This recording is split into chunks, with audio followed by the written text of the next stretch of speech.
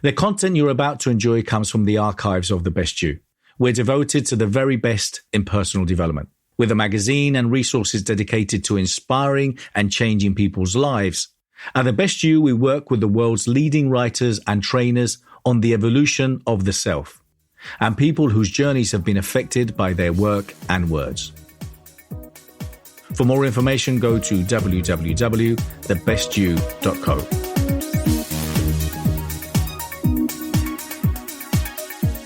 Okay, well, thank you so much, everyone. Inspiring People interviews here. Bernardo Moya. I'm the founder of The Best You, and I'm just very excited today to have an amazing lineup of speakers again. I've got Kat Lakoe already here with me. Joining me now, I've got Krystal Richardson joining us a little bit later. Shantha Moni, I've got Chantel Simone, Amira Alvarez, Candice Coleman.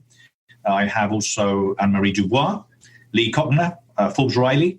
And I'm going to also have later on at the end, Bill Walsh, who I've just got to double check and make sure that he's joining us. But from what I gather, he will. So, yeah, great lineup. Hey, Kat, how are you? Hi, I'm great. I'm doing real well. How are you doing? So we were saying that it's a very interesting time, isn't it? Yeah, I was saying that it's like this whole thing has changed to make the whole new normal, and we're all just sort of finding where we sit in that kind of arena and having to suddenly shift and do damage control and change everything. And I found myself like, oh, I need to change my Yelp page and make sure my Groupon vouchers are different and all my advertising and all my Google ad. Like I had to just rehaul everything that was already going out there just to make sure it was going in the right direction, had the right message for the times, you know? Yeah, the thing is that, look, I know that a lot of us were, been waiting.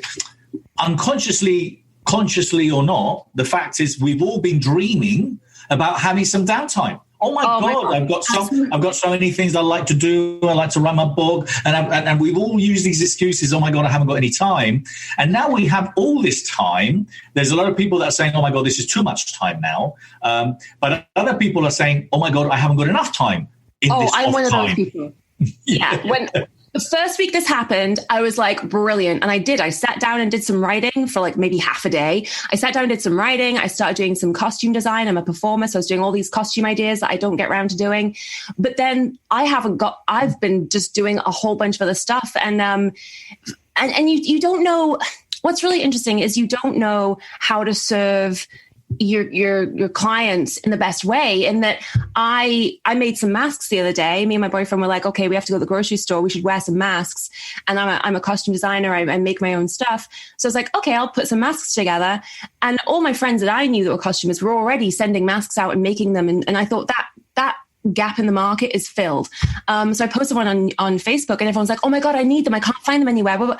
And this whole mass of people desperately needing these, like from a guy in the Navy from Atlanta was needing a bunch. And so I was like, I guess I'm making masks now. And so all these like, I've got downtime. I can do my writing. I can write my book was like, nope, I'm going to be at my sewing machine making masks for people.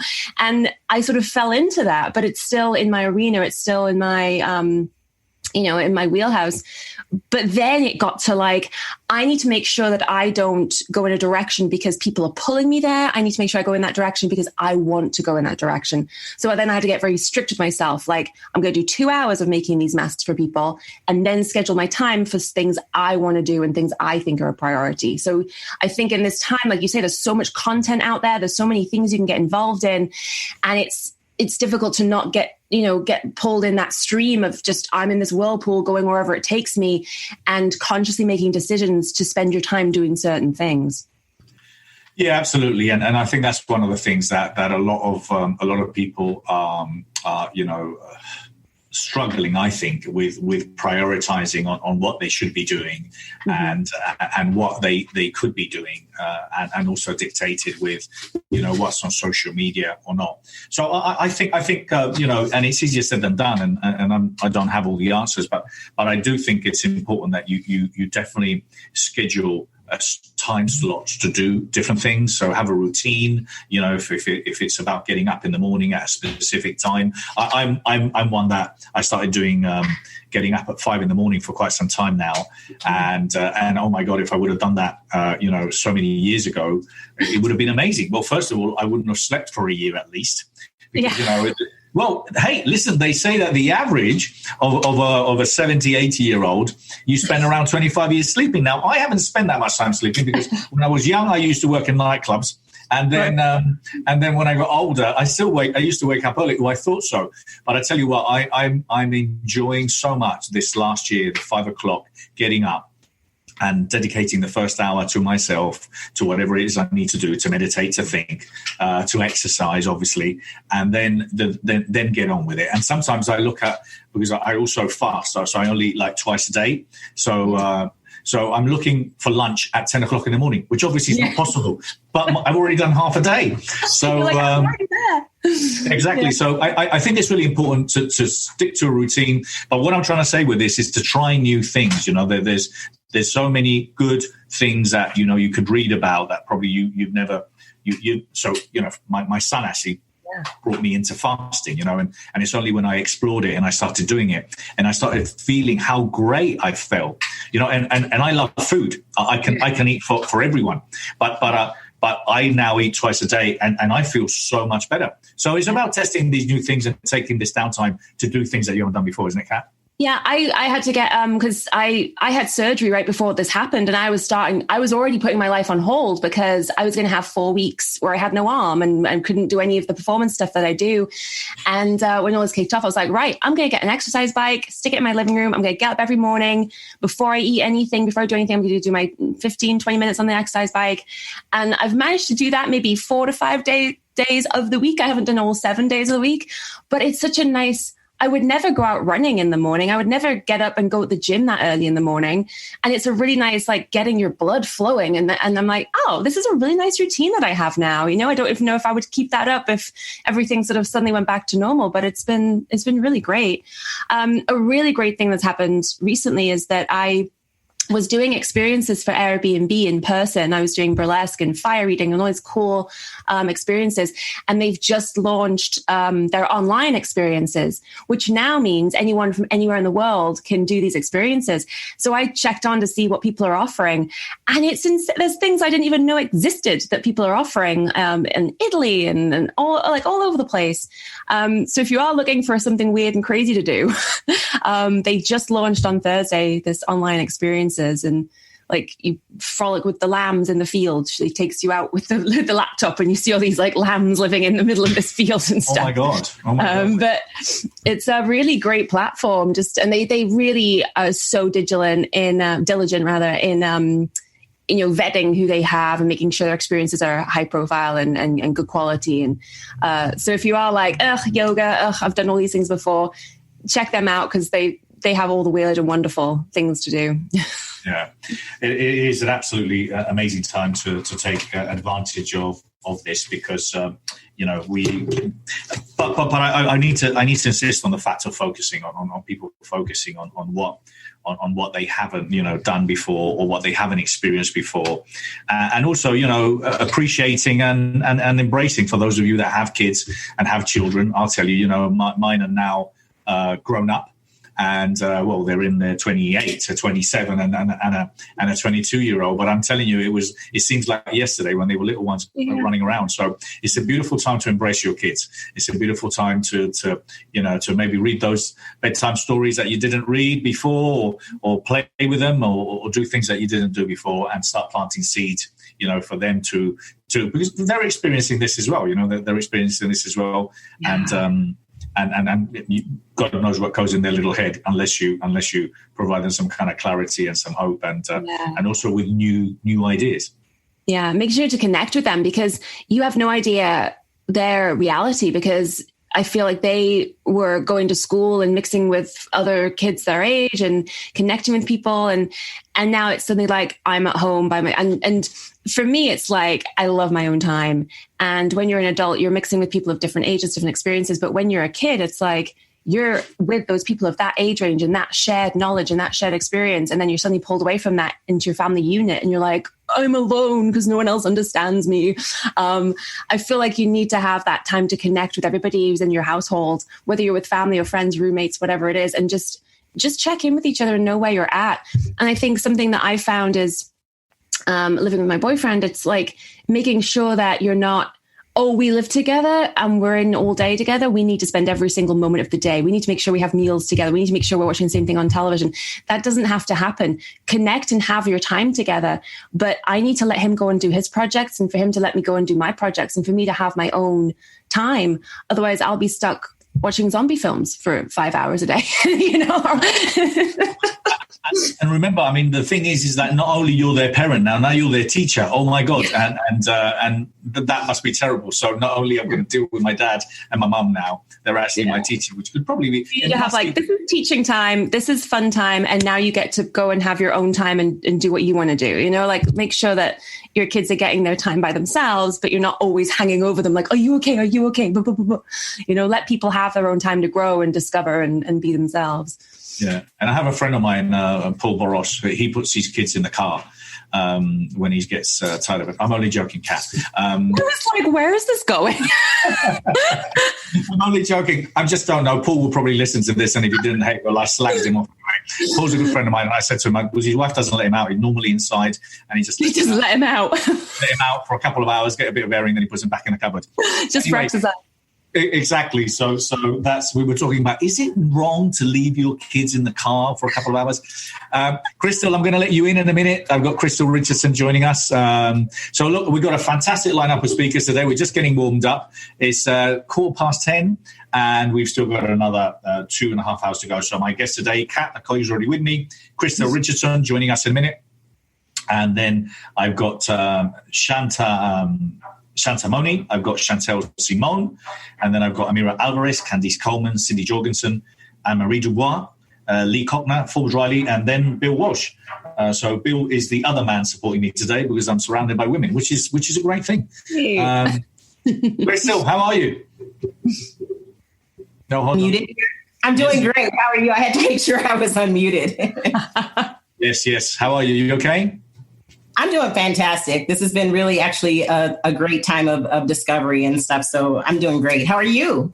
I'm very good. I find myself, because I do another show for NLP, my other brand, NLP Life Training. I did one on Thursday. So it's kind of like Deja Vu Day. Yesterday I was a guest to someone, actually Kerry Conley. I was her guest. It was brilliant because I just had to speak for a little while. I didn't have to worry about pressing all the buttons and making everything live. But you know what? I was saying it's just I'm busier than ever. I need to do my own things. But you know, there's so many things going on. And anyway, I just wanted to ask you: it was your anniversary last week, wasn't it, or a couple of weeks ago? It was. So 28 years on March 28th. So that was just a really fantastic day. I spent part of it with you, actually. Yes. I was honored. And congratulations. And you're still smiling. So, hey, you're going for 29. I am. We're in the midst of 29 and rocking and rolling. So it's really great to have somebody that you enjoy being with during this quarantine time. So thank God. I enjoy being with you. I was going to say, thank God there's a lot of people out there that, you know, they just can't wait to get out. So, right. Krystal, you're obviously busy all over the place. I think the theme a little bit of what I want around or discuss today is around keeping focus on obviously, you know, prioritizing the things that we need to do. And obviously to experience new things. And I know a lot of people talked about that, but I want to make sure that we nail it in, because I was saying that, as we know, you know, everyone's on Facebook, you know, everyone's on Facebook, everyone's on YouTube. And it's just so difficult now, because I would like to listen to a lot of people, you know. I mean, Dr. Fabrizio, he was a good friend of mine, interviewing Jack Canfield the other day, and I wanted to watch that and I couldn't because I was doing something else live. There's so much going on. So what are your suggestions as far as keeping focus and making sure that we keep, you know, the eye on the prize, taking advantage of this time? Yeah. So the first thing that I had to even tell myself was to breathe. We have to breathe during this time because there's so much going on, like you said, where do you put your focus? And so if you just get overwhelmed where you're like, okay, I want to see this, I want to do this, I want to do this, like, and you just are in your head in it. And everything is not necessarily scheduled early for you to basically put it on your calendar. So what I found myself doing, and I've encouraged other people to do too, like I said, is first just take that breath and really focus on what is your purpose in life. What is your purpose in life? What is your why? And I know we hear that a lot, but it really is significant right now because there's so much going on. If you don't have that 1, 2, 3, 4, 5 that you know that you want to work on in this particular season, you'll just get overwhelmed of like, oh, that looks great. Oh, that, just the shiny syndrome kind of a thing. And so I tell people to focus on that. Ensure that it's mapped out. I have vision boards, and this is my vision room. I don't call it a vision board because I have things on the wall. There's windows and even like my closet, skeletons in your closet. What are your fears? So I put them in there and just shut them in there. And then I put faith outside, like faith statements on the closet. And the door of opportunity, you have to have a way that you are managing yourself during this time. So my vision room is very important to me. I really have enjoyed having this time to focus in on some things. And then if some things pop up, whether it's free or paid, make sure that it aligns with what you're doing and do it. And the other thing I would say related to focus is, I always basically have props here for you, Bernardo. So this is the little present. Give yourself the present of self-care as well as being selfless. And so in my group, Above Your Best, Saturdays are self-care day and selfless day, where you need to do something for yourself as well as what can you give back in the community? What kind of present can you give? And especially right now, people are trying to do whatever they can do to reach out. Well, some people are, on what they can do to reach out. To help people. And I say some people are because I've had some people that say, oh, I never thought about maybe doing that or doing that. So then they come in to some of the things that we've been doing. So if you have an idea, if you have something that you can do, help people by creating opportunities for people. Yeah, that's great advice. I love that. I love the door of opportunity. I love the idea of planting and having anchors, to remind you of things that you need to do and identify clearly, what is it that you're trying to achieve and what your focus is. So your purpose is. So I think that's brilliant. What is, one of the things that I was talking about in the NLP group the other day, there's a great quote of Richard Bandler that says that humor is your invisible shield. Okay. And I love that. And we can also have other invisible shields. We can have an immune system invisible shield. Okay, so you can visualize that you've got an immune system, and when you go in and go out, you can just literally walk into your immune system, and then you're just literally walking out, and none of the viruses and anyone's going to get to you. So, and that consciously and unconsciously will have an impact. But what I love about the idea of humor is that we need to laugh a lot more. Okay, I think there's a lot of people that are a little bit too wound up. And we've been talking about that as well, is hey, listen, okay, we get it. This is not normal. It's challenging. It's scary. There is a reality for a lot of people that are either losing their jobs or not being able to transition. But at the end of the day, are you alive? Yes. Well, okay, if you are alive and you've got internet and you've got food in the fridge, you know what? It's not that bad. So one thing at a time. Thoughts on that? Jump in anyway. Yeah, I do. And actually, that was one of the things I wrote down that I wanted to talk about today was, what can we do to put smiles on other people's faces and even on our own face? And what can we do to lighten up the mood some?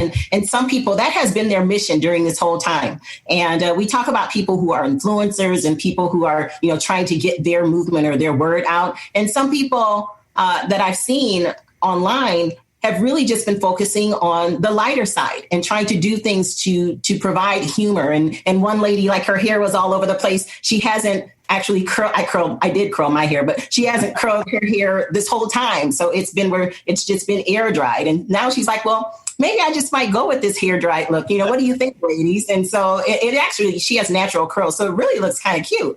And so, what can we do to bring laughter and to bring hope to people, still maybe even having a way that we can use that to teach a particular, to teach something that we might be wanting to teach, but also looking at it from a humor perspective. I did a post because we've been doing the COVID quarantine cleaning is what I call it. And I went way back in the garage 40 years ago.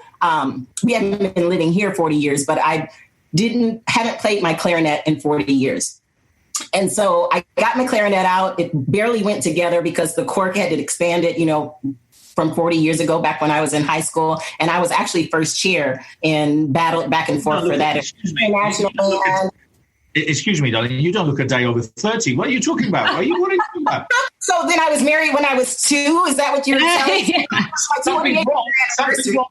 The math doesn't add. It's called good genes, Bernardo. It's called my mom. There were high school guys trying to talk to her when she was married, like 38, 39, and she was standing on the corner waiting for the bus. And there were junior high school guys trying to talk to her. So it's called good genes. So back to my clarinet story. Sorry. So I got it out and I was first chair. So it's all these intricate, I don't know, have you ever heard the song, The Devil Went Down to Georgia? Yes.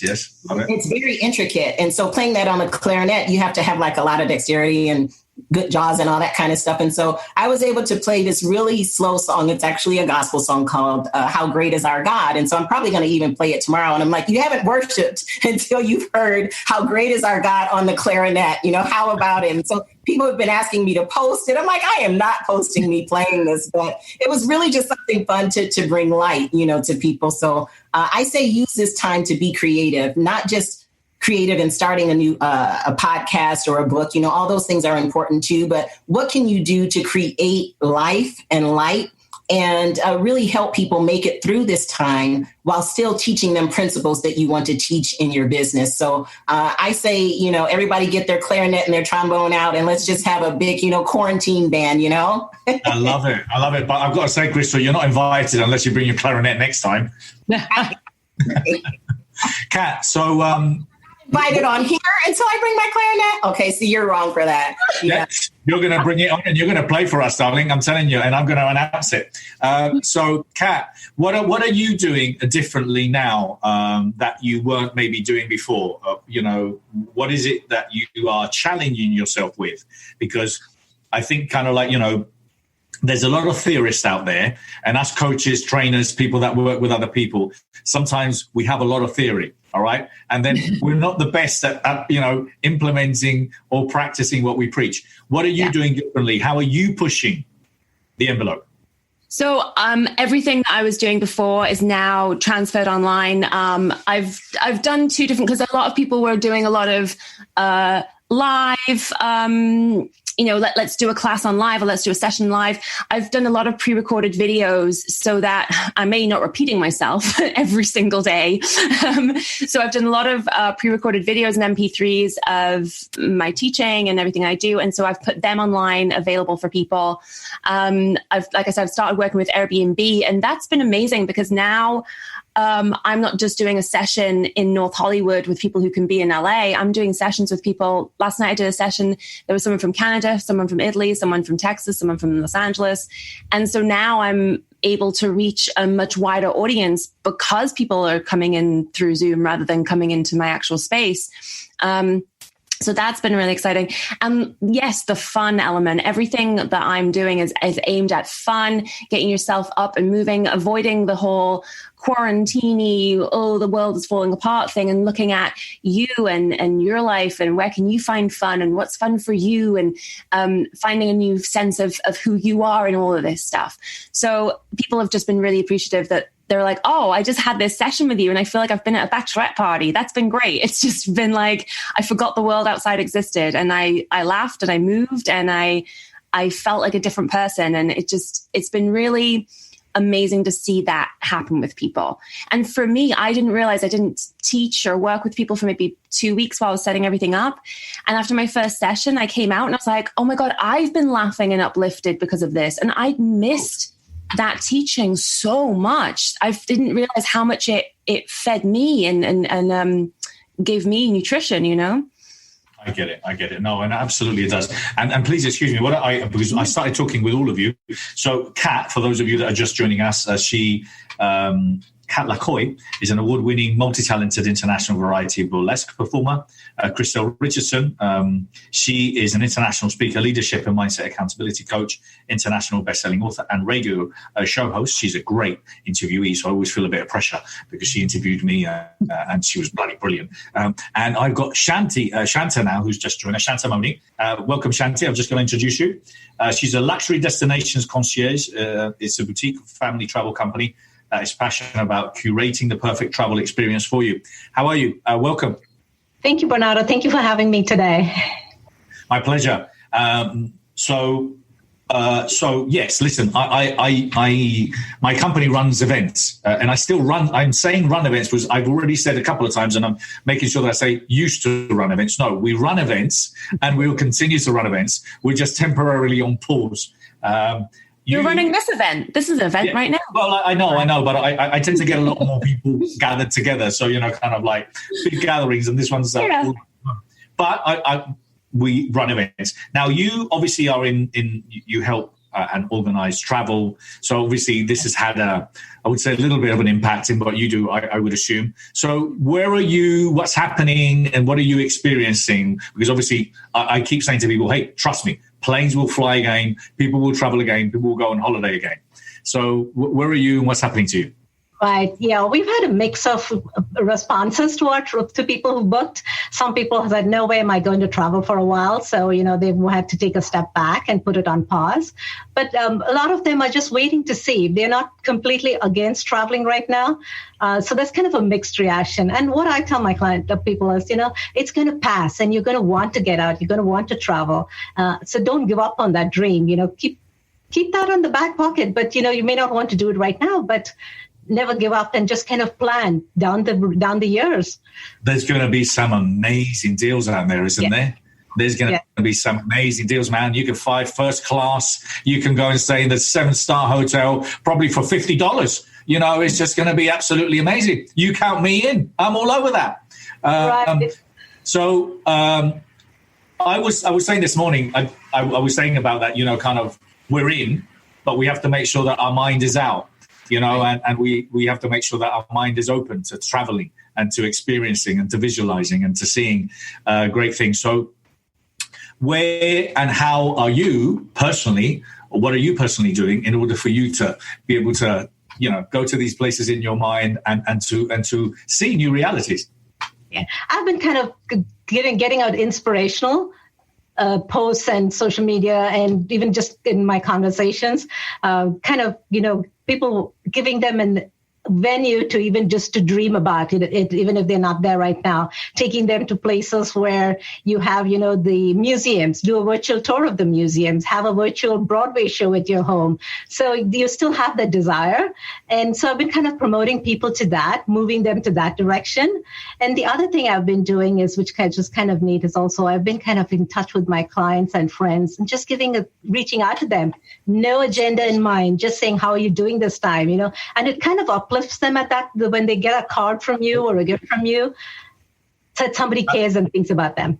That's great. And you know what? I've shared that, I think, every single weekend because obviously, we've got quite a few clients on our list. And I was saying to my team, because, saying, hey, it's difficult. I said, no, this is a time to call your customers. This is a time to call your customers to simply say, hey, how are you? Okay. I'm not asking for your Visa or MasterCard. I'm simply just finding out how you are, how's things, because it counts. These are the kind of calls that people, number one, they will remember. Number two, I was saying to my team, you know what? You've always been complaining you can't get hold of them. Guess where they are? They're all at home. And not only they're all at home, they're all desperate to answer the phone. They will all be picking up the phone like there's no tomorrow. Oh, my God, someone's ringing me, because no one rings anymore. Everyone sends text messages. So it is a great time. And I really advise any one of you that has a business, have clients, that you have worked with in the past or you've been involved with, just reach out, just share, how are they, just show that you care, and to plant these seeds, because, it will count, and we'll come back to it. So no, I love that. So what's next for you? What's happening with you, Krystal? What are you working on next in a lot of the things, a lot of the new projects that you're working on at the moment? Yeah. So what I'm working on next is what I've been working on for a while, and I just have a little bit more time to focus on it. I have a number of books that will be coming out this year, as well as into next. One is in relation to, I'm not sure if you know who Steve Samblis is, but he has the OneHabit.com initiative. And so there's a series of One Habit books. The one that I'm actually the co-author on and gathering people to be in the book as well is One Habit to Beat Bullying. So I'm working on that. I'm also making some final touches on the one that I was going to launch and debut at your conference, which is Into the New, because we all have new things that happen to us. New relationships, new businesses, new conversations that we have. And some people have anxiety related to that. So that is a mindset book that will be coming out. And I also have Power of Proximity with Greg Reed. So there's a number of different projects that I'm working on right now. And a lot of it really has to stem around the mindset. And so does bullying. It's huge, what goes on right here. And in America, there's one study that stated that 1 in 5 people have had actually physical reactions to this whole pandemic situation. Physical, like there, things going on in their body where they've actually had to go out and go to the doctor. And so whether it's also just depression, but depression, anxiety, things of that nature. So anything we can do to get things out of our head down on paper to maybe help other people is great. It's good. And so that's one of the things that I'm doing. And there is humor in there as well. It is said that we live in a world our questions create. And it's true. Those that have succeeded in life, those that stand out, those that have made a difference, those that are inventing, those that are exploring, pushing the boundaries of reality are based on those that have asked themselves empowering questions. In my new book, The Question, Find Your True Purpose, I help you find your true purpose, find your legacy. For more information, go to www.thequestion.co. Brilliant. Okay, so not one book, but 2. There you go. That's how she rolls. 3.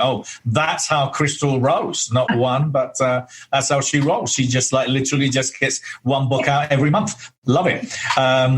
So I think one of the things that I was also talking about the other day is around people being grateful for what we have, and gratitude has been kind of like a general subject that we've been bringing up again and again and again, and again, I think with one of these habits that I was talking about before you joined us, I was talking about obviously doing new things, i.e. getting at 5 o'clock in the morning, maybe meditating, exercising. But I think one of the things that is a beautiful thing to do on a daily basis is to be grateful, to simply just pause for a minute and appreciate who you're grateful for or what you're grateful for. And then, just sometimes out of the blue, just to send that text message or call to say, hey, listen, just to let you know that you've been really important in my life. You've really helped me and I admire and love, kind of the support you've had. So gratitude is a big one for me. And I think especially now, because I've also been sharing that. Although we're very inconvenienced to be watching Disney Plus with the fridge full and internet, there's still probably 3.5 billion people that would give everything they have, which is nothing, to be where we are. So gratitude. Yeah, I just wanted to make a comment on that because I actually sent several gratitude messages this morning. Part of what we do, I do have the business side of what I do. And as I mentioned to you before, we have a nonprofit, fullcolormovement.com. And so every several years we go on a missions trip. And this year, October, we were supposed to, but I've had to cancel actually all of that because the planning is done the beginning of the year towards that. So this is the time that everything is still uncertain. So I've had to cancel that. But I did send 2 messages to the people that we went to do a medical mission with in Kumasi, Ghana. I sent messages to them this morning just saying that I was grateful for them and I thanked them and I miss them so much. So I sent a lot of pictures off of when we did our missions trip there. And it's different atmosphere, different things going on there. But, we all have our own struggles during this time frame. So they were very thankful. They answered this morning. Well, one answered this morning. The other one hasn't answered yet. But yeah, gratitude is huge. It's huge. Yeah. And I think also, reaching out to, for example, I'm very grateful to, kind of my mother-in-law, and I can't stop thinking about her, bless her. She's 80 something. And, she's on her own, unfortunately, because, she has to be in isolation. And I can just only think, she's always been a social butterfly all her life. And to be able to be at home, on her own or having to be on her own is just sad. Shanda, any thoughts on that? Yeah, gratitude makes such a big difference. I started a gratitude journal a couple of years ago. It's just, a couple of sentences in the morning, one of the things that's a blessing over here for us in LA is we have so much of smog all the time. But now with the cars off the road, you can see the sky, you can feel the fresh air. So that's something to be grateful for at this time with everything that's going on.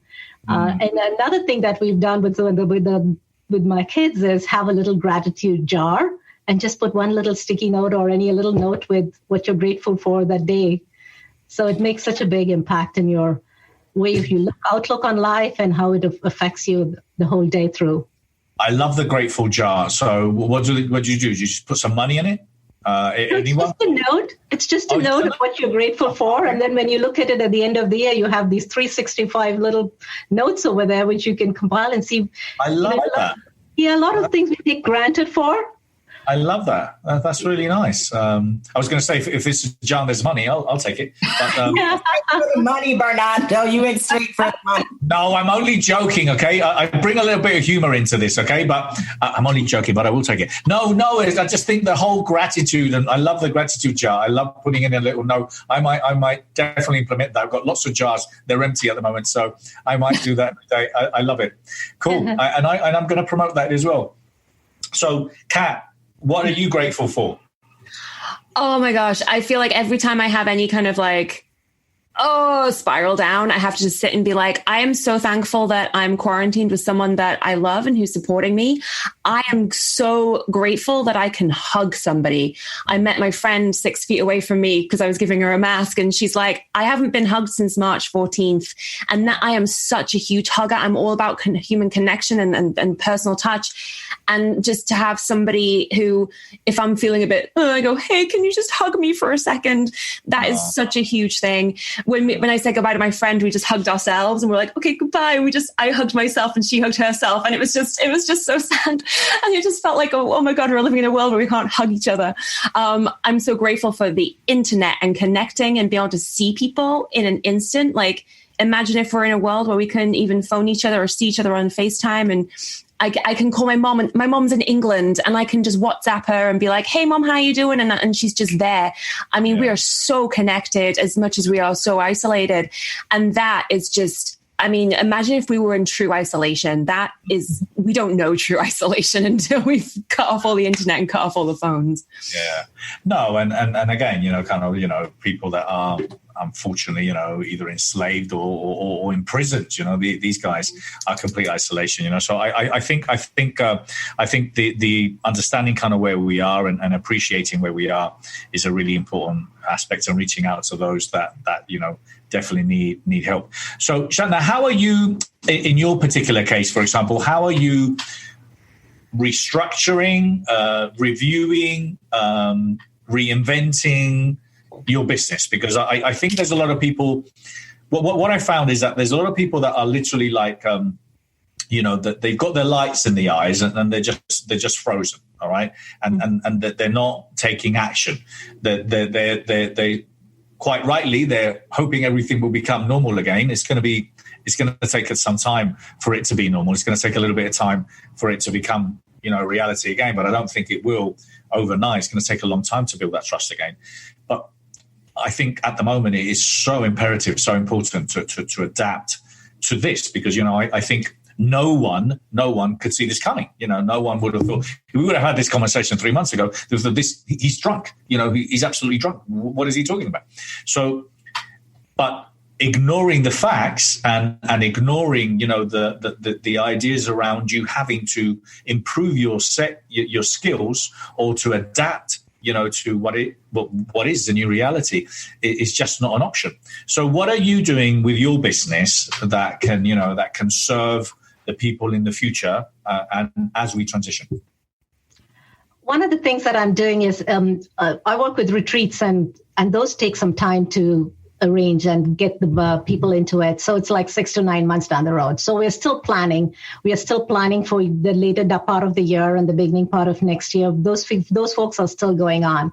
The individual travelers who had and who hesitate to go out of the country at that time, we are trying to pivot them to, do something local in country. There are a lot of beautiful destinations that you can see in the U.S. So they're a little more comfortable with that than trying to plan something far away from home, because you never know at this point. But, a few months down the road, they may change and their plans could change. And we are ready to do that to them. We help them do whatever their desires may be, in a couple of months down the road. Brilliant. I mean, for me, I think, we were lucky, the Best You, that, we already had our platform online. I've been filming so much content for the last 5 or 6 years. So we've had a phenomenal library, and our learning management system was actually up and running. We just needed to tweak a little bit. And now what we're doing is we're adding courses. So I take this opportunity for anyone that has either worked with us or is working with us or wants to work with us, to reach out, because we're looking for courses, we're looking for content. So we have the platform, we have the people, and what we're looking at doing is to continue to do what we do, which is become the conduit of, the influencers, the leaders, the inspirers, and then connect them with people that have the courses. So luckily we're there. I mean, there was something that we were already planning on doing, which is, I've been looking for quite some time to launch the Best You TV. So that's going to become a reality soon too. I'm taking that downtime for us to review that. Also, with the Best You, one of the things that, we're very excited about is with a lot of taking advantage of, obviously, our connections to do things differently and in a different kind of way. So I'm hoping that next week I will announce something that's pretty massive, because when I look at everyone running these groups and you got 10 or 15 guests, well, with love and a lot of respect, I've got to do something bigger, because this is just too small for me. So even with the expo, so the expo, we had 150 speakers. I got to think, what can I do where we can have thousands of people connecting with each other? So we're going to announce something, I think, in the next week or 10 days, which is going to be tremendously exciting. It's going to be in multiple languages, and it's going to be happening all over the world. So that's what we're planning. And personally, I'm working on my audiobook. So it's now finished, the English version. I'm recording my Spanish version. Yeah, I'm very excited about that. And my coaching program, which was already in place before, I'm now making sure that it is 100% online, because it was practical, which is still continues to be online training, but I'm going to make it all online as well. So I'm taking advantage of that, but I've just got so many bloody hats on. Sometimes I get confused. Where am I? What am I doing today? So, Kat, I know you're going to have to leave very soon. So tell me, out of what we are experiencing now, and everything that we're going, what are you loving? What are you loving? Because there's a lot of things to love about what's happening now. I'm loving that my schedule has calmed down, even though I feel more busy than I was before. I'm spanning my schedule out. The things I would have tried to do in 1 week, I'm kind of spreading out over 2 weeks, kind of thing. And I'm loving that I can actually I can hop off on a call rather than going, I have to drive to this place and have this meeting, and then drive to this place and have this meeting. I'm like, okay, right now I've got to run off for this thing I'm doing at 11, but I can have this conversation with you. I can hop off. I can then do my conversation at 11, and then I'm at home. I can get my food and whatever, and then hop back onto another call. So I can technically fit more things in one day, and I can reach people so much further out, like I said, internationally, because it's all online. So I'm loving that I am connecting with a lot more people who maybe would never have known that I existed, because now they're looking for things that are online. And I think it's made it's forced me to reach out beyond my comfort zone, because I was sort of in this happy little bubble that was working. And now it's like, oh, I have to be more creative and figure out how to change in the time. So the ability to hop on and off without the traveling, not driving my car is great. Not having LA traffic. That is amazing. And I'm just going to ask you, just before you leave, because it's going to be kind of like a common question I'm going to be asking as well today. Are you feeling, I'm feeling so much creativity happening. I'm feeling it. I really believe it happening. But also I know there's so much creativity happening. Are you feeling more creative? I'm saying you personally, and you don't have to, but I'm just saying I'm waking up at 3 a.m. with ideas, and normally that's how it happens with me. But I wish it was at 4 or 5 o'clock in the morning, so I got some sleep. My mind's 100 miles an hour. I'm normally very creative, but now it's just madness. I'd say I feel creative, but I'm feeling more overwhelmed, because it's like I have these 28 million things I want to now do. And it's like I want to launch these things, but I don't want to launch them too quickly because I want them to be good products. And so, yeah, I mean, I've always been a creative person. And now it's like, oh, you know what it is? It's I always had lights and a webcam and all those things. And I was like, oh, I'll do this like live podcast. So yes, I had the creativity to do that before, but now it's like, I'm given the extra push. Like now you have to do it. Now you have no excuse to not do your live podcast. Now you have no excuse not to do your pre-recorded acts. And now you have no excuse but to launch your online classes. So it's like, I had the creativity before, but now I'm the baby bird being pushed off the tree. Like, go fly, you know? Good. Great. Okay. Well, listen, thank you so much for being here today. You're more than welcome to stay till you can, but I really appreciate you being here today. Krystal, so it's a silly question to ask you, but I'm going to ask you anyway. Are you feeling more creative? Well, you that are writing 3 books? No, I'm asking you as more than normal. Like, I know there's certain circumstances, but are you feeling that kind of, you know, your brain is kind of like ignited with creativity? Yes. Yes. The answer is yes, but I've always been like crazy creative and having my creative side, writing songs, doing choreography, writing books, and putting creativity in my business. I also do part of what I do. I've had to do more of recently related to genetic research and medical devices because of a number of the clients for some of the people I consult with are actually trying to get their tests launched. And so doing that part of the analytical part of my brain and the creative part of my brain, it's like my whole brain is about to explode right now. So I've always had the 2-3 o'clock in the morning wake up calls, Bernardo. That's just a part of how I've been basically my whole life. My husband, he goes to sleep and then it's like, I go to sleep for just like a hot second and then I'm up and creating. And so I'm trying to get myself back on a pattern of good sleep actually during this time frame, because I have so much going on both sides of my brain and both sides of my life. So it's really nothing new for me. What I've been doing, though, is I'm creating for other people in their businesses. I wake up with ideas for other people's stuff, including my own stuff. So it is where I'm a bit more busy because I'm having consultation calls with people related to what they're doing. Yeah, definitely. So Shanta, I'm not sure when we discussed before last time. So where do you, are you looking at maybe, and I'm not asking this specifically because of your business, please. I'm just asking because I am looking at diversifying and doing other things, you know, as well. I'm just saying for the brand. So, for example, one of the things that I wanted to do for a long time, we produced quite a few years ago, but I never followed it through, was having e-commerce, you know, so having a range of Best You products, you know, and where basically we endorse them or we create them or we produce them and then we ship them. So, you know, kind of I woke up one of the nights and I did my research, and the next morning I've got my accounts open, and in 3 weeks' time we're going to have our whole product range. So it wasn't something that I did before, but I can see, obviously, studying the market and seeing that people aren't going to be going to shops. Well, we'll have to get the products to them. So that's something that I'm doing. Are you looking at doing something different? And if so, what?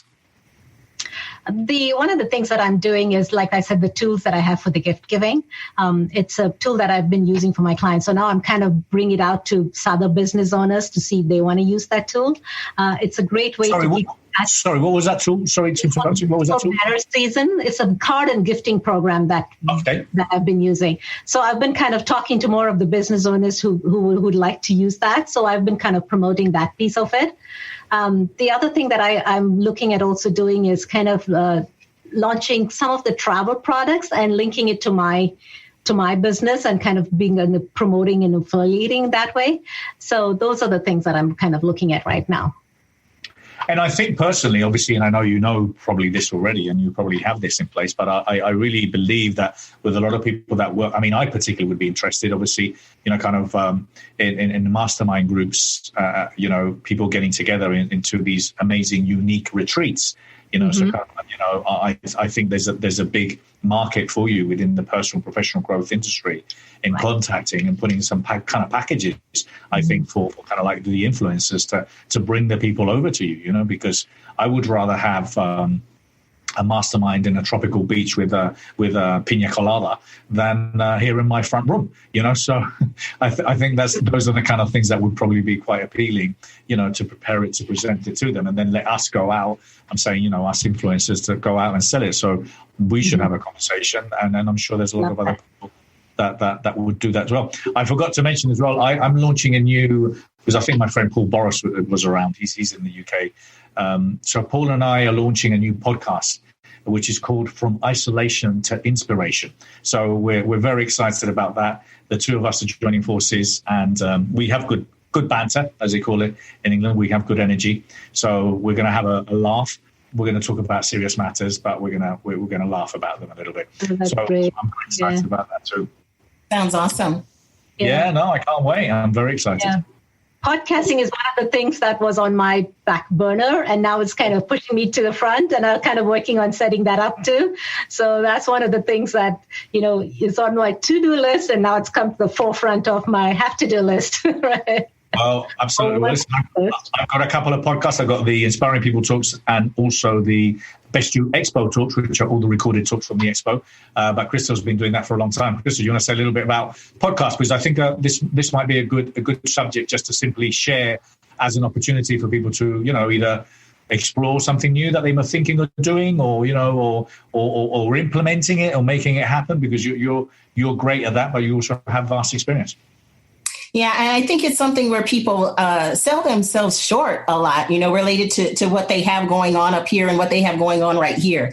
A lot of people have so much that they've done in their lives, and they've been through things that they can share, where they think that even with writing a book, it's the same with podcasting and radio shows. Well, I don't have anything to offer. You have a lot to offer. And then your circle sometimes is bigger than what you think it is. And when you interview one person, depending on how that interview goes and the things you get into, then they then say, well, I have someone else that I think would be great to be on your show. And it goes on and on and on. So I've had some really awesome people on over the last several years. And it's something that I want to just encourage you to do, Shanta. It's an awesome. It's self-fulfilling, and then it's also where we're able to just share and help other people as well. The testimonials that people give, when they listen to the show, it's very inspiring. And it's relatively easy to do. A lot of people think that a podcast is difficult, and remember this here now is going to be also used as a podcast. So we've got this content, we've got it on YouTube, we've got it obviously on Facebook, and now we're recording it, putting it in an audio, and it's a podcast. But every Zoom that you do, every interview that you have, and the technology that you need is relatively simple. You need a microphone, a good script, and obviously just enjoy it and just be yourself. And you know what? One of the things I will say is you'll be surprised how many people are just willing to give you their time. Sometimes you think, how can I get people? Oh my God, there's 7 billion out there. So, I'm sure there's enough people. And if you ask, you get. Listen, I was interviewing, and I've met Jeff Hoffman a couple of times, and I was sharing this at the beginning, So if you guys haven't watched my interview with Jeff Hoffman, it's in the thread here on the Best You Expo community. It's going to come out on my podcast as well. But he's a billionaire. I've met the man a couple of times, but he's so generous with his time. This is a man that owns Priceline, Bookings.com. He is a billionaire with a B. And when we're talking about, prioritizing, what shall I listen? I'm just telling you, when a billionaire speaks, drop whatever you're doing, leave those macaronis on the pan, leave the fridge. You can clean that later and listen. Because there's a lot of really great people. So my suggestion is if any of you, some of you, and obviously podcasts have grown dramatically over the last few years, but it's going to grow even more. Yeah. So, sorry, anyone wanted to add? Cindy Jorgensen, I know you're there. I know you're a little bit early, but I'm happy to let you in. So I'll send you a message and let you in to come in if you're ready. I've sent you a message privately as well. But were you going to add something to that, Krystal or Shatna? Yeah, I'm just going to say one of my shows, maybe about a month or so ago, was that very thing. The name of my show was What 4 Billionaires Told Me the Other Day. That was the name of my show. Oh, yeah. And it's amazing the insight that you get from these folks. It can just really change your life. If you're interested in finding your true purpose, if you're interested in finding your legacy, if you're interested in growing If you are sick and tired of reading books that don't help you, haven't helped you, or are not helping you, or attending courses and seminars that haven't really had an impact in your life, I invite you to read my book, The Question, Find Your True Purpose, out now. For more information, go to www.thequestion.co. Yeah, and listen, so he was great. He was absolutely great. And one of the things that I heard him say, and he got my attention straight away when I heard him talk for the first time, is that there is no they, and I use that frequently now. I think I've actually put it in my book. And the fact is that there is no they. A lot of people think that, they'll take care of it, or they will go and find a way for us to find a vaccine, or they will go and help people. There is no they. We are they. You are they. Me are they. We're all they. And I learned that from him. He preaches it a lot. And he was just sharing some of the things that he's doing now, where he's for example, now, because he knows a lot of kids, unfortunately can't go to school and are living at home, and our parents needed their kids to go to school so they could eat, because that they were getting that one meal a day from schools. And now he's raising money to take food to houses and homes, for those that are in need. So he's speaking to these top chain restaurants, and and they're organizing food delivery, and that's absolutely beautiful. So there's always something that you can do that's going to make you feel extremely fulfilled, and it's going to make you feel better for yourself, about yourself, and obviously, whatever the reality is. So Chantel, I'm gonna invite you in. I've got Chantel Simone here. I'm going to invite her in. And I'm very excited to have Chantel here. And then I've got also Cindy joining us, Cindy Jorgensen too. So, wow, that's a great, spectacular view you got there, Chantel. I was just looking at her front room. So when are we going to... There's all these ideas around when are we going to be able to go out, and when we go out, will people, slowly but surely be able to enjoy life again? Now, I was saying this I was talking to a bunch of NLP trainers and NLP master practitioners and coaches and trainers, and I was saying to them, boys, girls, I says, there's never been more clients for you than the clients that are going to be around in the next 2-3 months, because there's so many phobics. There's going to be so many phobics from this. There's going to be so many people with limiting beliefs. There's going to be so many people with anxieties, because they're going to be struggling and wanting to go out again, because they just simply think that they can't. Mm-hmm. And obviously, hey, Chantel, how are you? Good to see you. I'm fabulous. Great morning. How are you? Hey, Krystal. So I was saying that this is going to be a beautiful opportunity to help so many people. So if some of you are coaches, trainers, therapists, let me just tell you, you might not have a lot of clients now because they don't want to put their, they don't want to pay you, but that will change, and it has to change, because I think we're going to be at the forefront of really making this change happen quicker. For us to become back to the new reality. But the new reality will be similar to the existing, or the reality we had before, which is that we are social animals. We will get together. We will be in public places.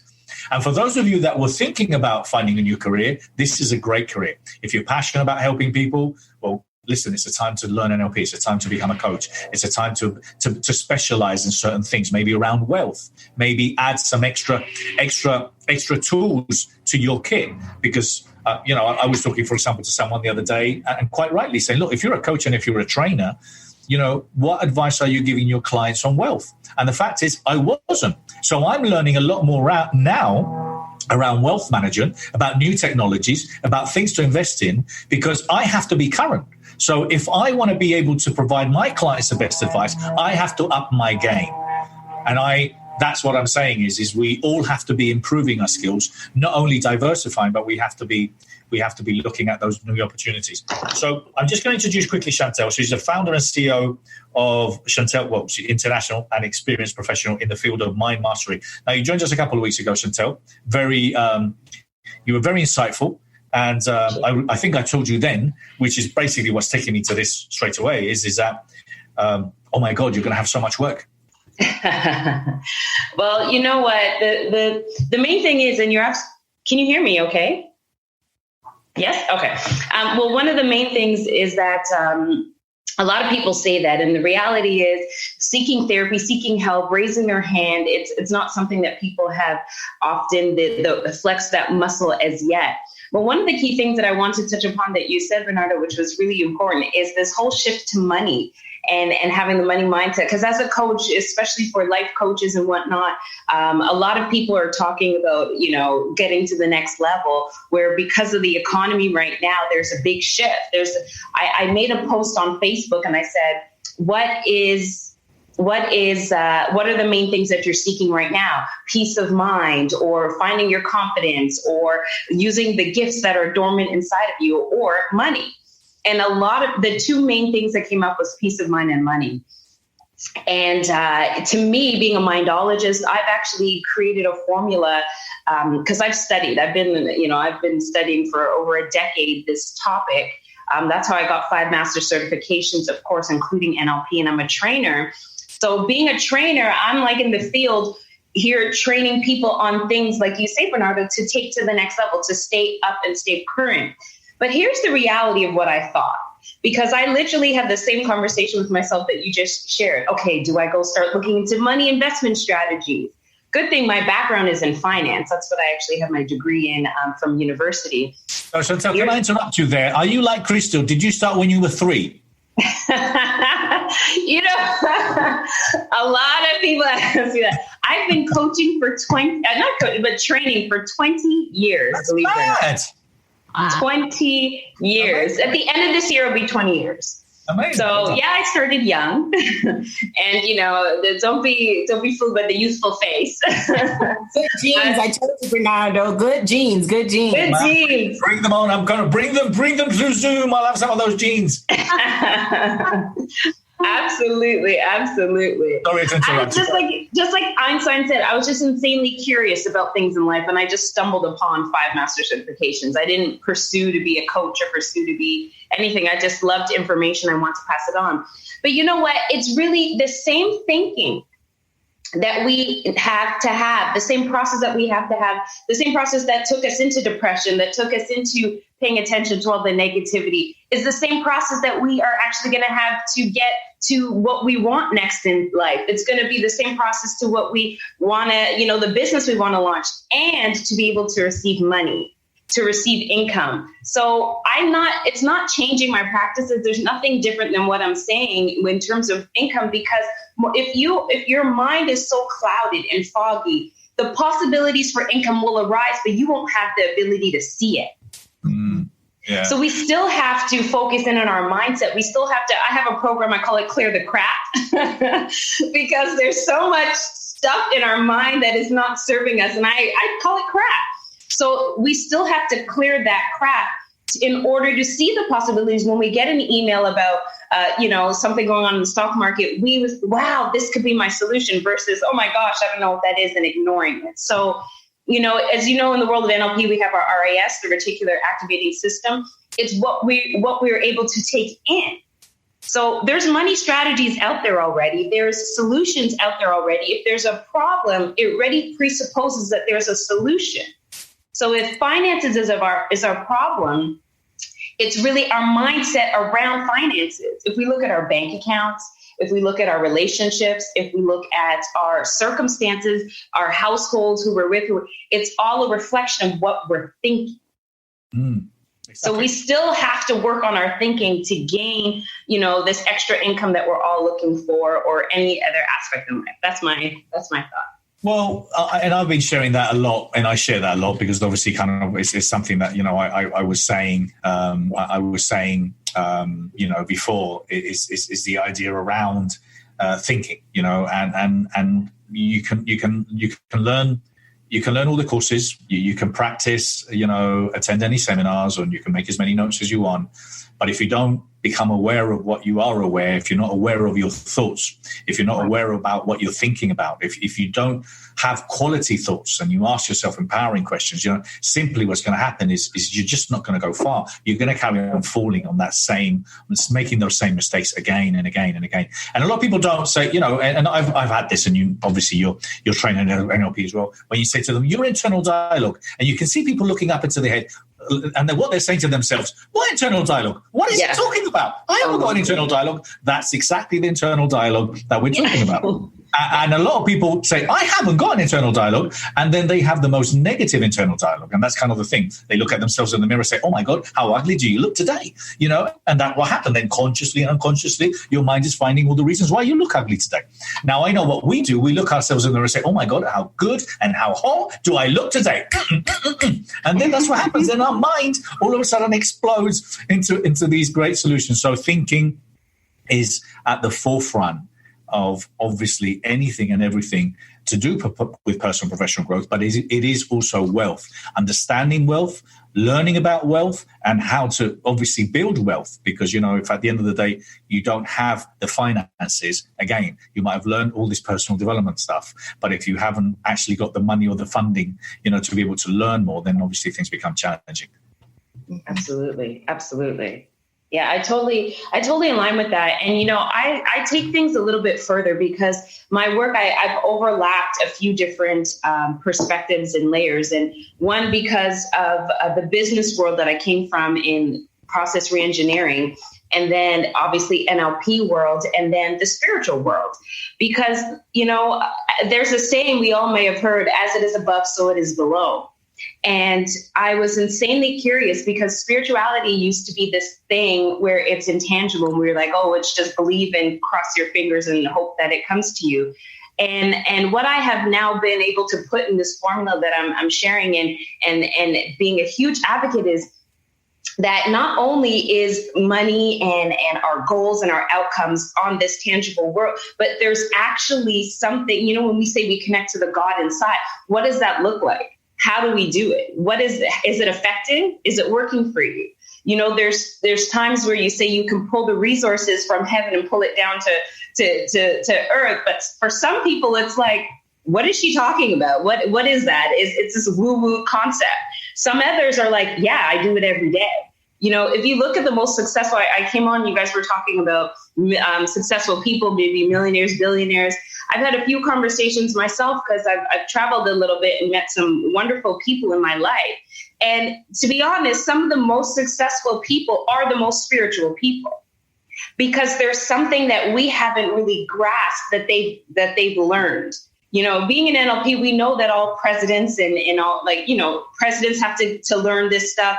All successful leaders learn about the mind and all these things. There's other things that are being taught to the uber successful people that we haven't really grasped as yet. So there's also a way that you can command things in your life. And there's a process to that, and it works. And a lot of people have had success at it. And so it's also my goal to share that. It's benefited me in multiple ways. And many people like Krystal and I, we've had a few conversations about this when we met at the expo. And so it's such an amazing thing to be able to bring another layer where, yeah, you can work hard and achieve success. You know, there's been a whole conversation working hard and working smart. And what is working smart? And I believe it's working along with our creator who's basically all knowing. And you can actually tap into that to even make a better best you.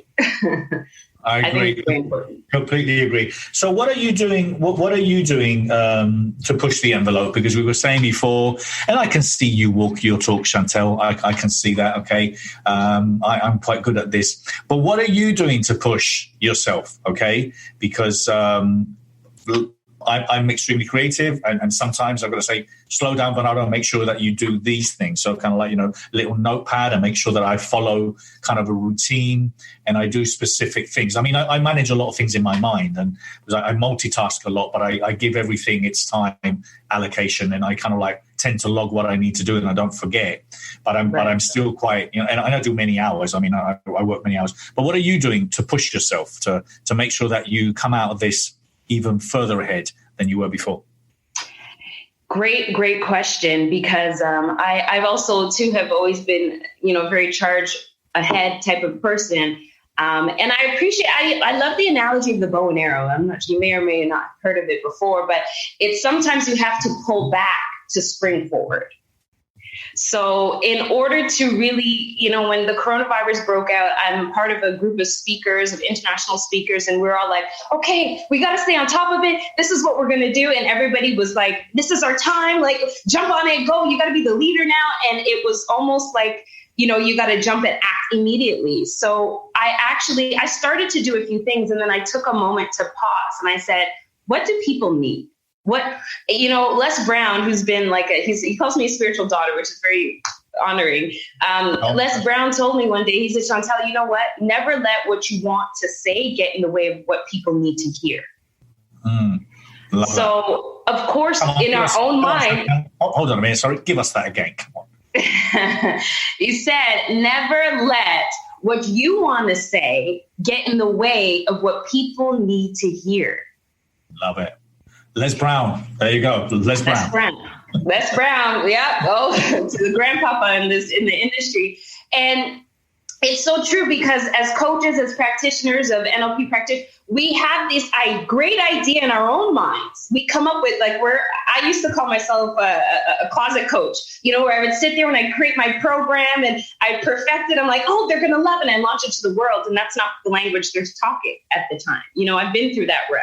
So I took time now to really hone in on and tap into what do people need? What are they saying? What are the conversations right now? What's their biggest need? And then see how my work, my 20 years of training, my background, whatever God has blessed me with, because he's blessed us all with different gifts. So how can I use my gifts to feed that? So that was to be honest, that was my week. I kind of had a quiet week this week to be able to package that and really provide what people need. And it's perfect because it's in alignment with what I was already doing. So that's check number one. It's not something totally new. But what I'm doing now is really I'm having a series of different webinars, and I have a guide. I want to be able to provide the formula. The same thought processes that we use to be in depression. I'm speaking to people who literally have a mindset of where everything has just been turned upside down for them. They're in households that they don't want to be in with people that that are driving them crazy, or they can't seem to get the income that they want. All this level of thinking, it's the same formula that they have used to be able to get there is the same formula that's going to get them out. So it's just a different perspective. So my goal is to share that information, the things that have worked for me. I've been blessed to obtain a few great things. And I look back at all my successes. I look back, okay, I built a real estate portfolio by the time I was 30 of $1 million. How did I do that? How did I go and live in 6 different countries just like on a whim and start a whole new life over and over? How did I hit that reset? So I looked at my successes. I looked at all the certifications. I looked at all the Tony Robbins and the Zig Ziglars and the Earl Nightingales, and there's a consistency in it. And of course, tying in for me, I tie in the Word of God, because there's also a consistency in it. I'm basically bridging the gap between science and spirituality. And it's just what it does. It takes people to that next level of understanding why. We got to think positive, but why? What does it do? Affirmations. Okay, let's say it over and over and over again because it's going to program our subconscious. But how and why does it work? There's answers out there that a lot of people just say, oh, you just got to believe it. And that's not true. There's answers. So my contribution at this moment is to share the knowledge and to bring people to a depth. People have been saying this for a long time. So I'm telling you, you have a lot of wisdom, but I give all the glory to God, but it's just because I've sat with informations and I've meditated and I went deep, and I'm not holding it back. I've used it for myself, but my goal is to share that with people so that they can actually not only have the knowledge, but they can apply it. So I'm going to be sharing information about that, taking people to the depth. So there's substance to all these things that we hear. And then of course I have programs where they can implement and apply it right away so that they can overcome this regardless of the economy, because the circumstances don't dictate our lives, our decisions do. Thank you, darling. Thank you. And I just wanted to jump into that. Shatna, I know you need to leave us. Thank you so much for being here. Any last minute thought? I love your gratitude jar. I'm going to be doing that. Anything you want to share before you leave? Thank you so much. And, at this time, it's just reaching out and connection, and those make the biggest difference for all of us. Brilliant. Thank you. And thank you so much for being here. I really appreciate it. Thank you. And I'm gonna actually introduce a couple of more guests that I've got coming and joining us very briefly. I just wanted to jump into what Chantel was saying. There's a couple of thoughts that I have regarding that. First of all, part of what she was sharing is that I obviously she's had life experiences which have helped her become who she is, and I think a lot of the time what I tend to remind people that when you reinvent yourself, when you tend to become your 2.0 or a better version of you already have a set of skills of through your life, things that you've done that you might not think it helped, but hey, if you were a barman in a bar and you connected with people in a way that's part of who you are, that's part of your legacy. You have knowledge and resources. So a lot of people think that things that they've done in the past cannot be useful for who they will become. Anything and everything that you do is part of who you are, but can be literally, can really explode into something beautiful. A new creation can come from your vast experiences. And the other thing, when you were talking about God, and for some of you that may or may not be religious, I also believe that we all have phenomenal wisdom. And I believe that we channel, a lot of the times, how many times have we been, all of a sudden we said something, oh my God, did I just say that? Did that just come out of my mouth? So we have this phenomenal wisdom and knowledge that is not only ours, is coming from God, or is coming from future generations. We've been around. We're old souls. We've been around for thousands of years. So never underestimate the knowledge and the power that you already have and the wisdom that you have, because you don't, sometimes you don't give yourself enough credit and go with the flow. Who cares? If you fail, you're not. It's just feedback. So that's kind of a lot of the things that I think you're saying. I loved it. And I said, but I can't believe, Chantel, that you've been doing all these things all these life and you've been traveling all over the place. So Amira Alvarez has joined us. She's the founder and CEO of The Unstoppable Woman, a global coaching company helping thousands of women in the workforce, in the workplace, entrepreneurs and self-employed professionals to achieve their financial breakthrough. So Amira, thank you very much for being here. Hi, great to be here, Bernardo. How are you? Where are you? I am in Charlotte, North Carolina at this point, but I consider myself a Californian. That's my home base. Well, great. Thank you. I've been interviewing some people and I've said to them, are you not at home? Like, just to wind them up. And they just, no, I'm at home. Okay, just checking. It's great now because you can say to them, where are you? Oh, I'm at home. 9 out of 10 times you will get it, unless you catch them in the supermarket. I went to the supermarket this morning. I had my gloves on. I didn't have gloves on. I had my hat on. I was prepared for war. It's like, it's surreal going for shopping now. It's surreal. So Amira, how are things for you? What are you going through? How are you taking advantage of this downtime, and how are you helping and assisting your clients and friends? Yeah, absolutely. So things are actually going extraordinarily well for me, and I am incredibly grateful about that. It's, I think, a testament to, the work I've done up until now, and also, like Chantel was talking about, a great mindset and a perspective on the world, and really coming from a place of things, what we think are going to be reflected out in the world versus the world determining our state and our experience. So from that perspective, I'm doing extraordinarily well. My main goal right now is supporting my clients who are women in business and entrepreneurs and people going for big goals, and how do they stay, with their eye on the prize while still, course correcting and navigating right now and setting themselves up for success and thriving now, but also afterwards. And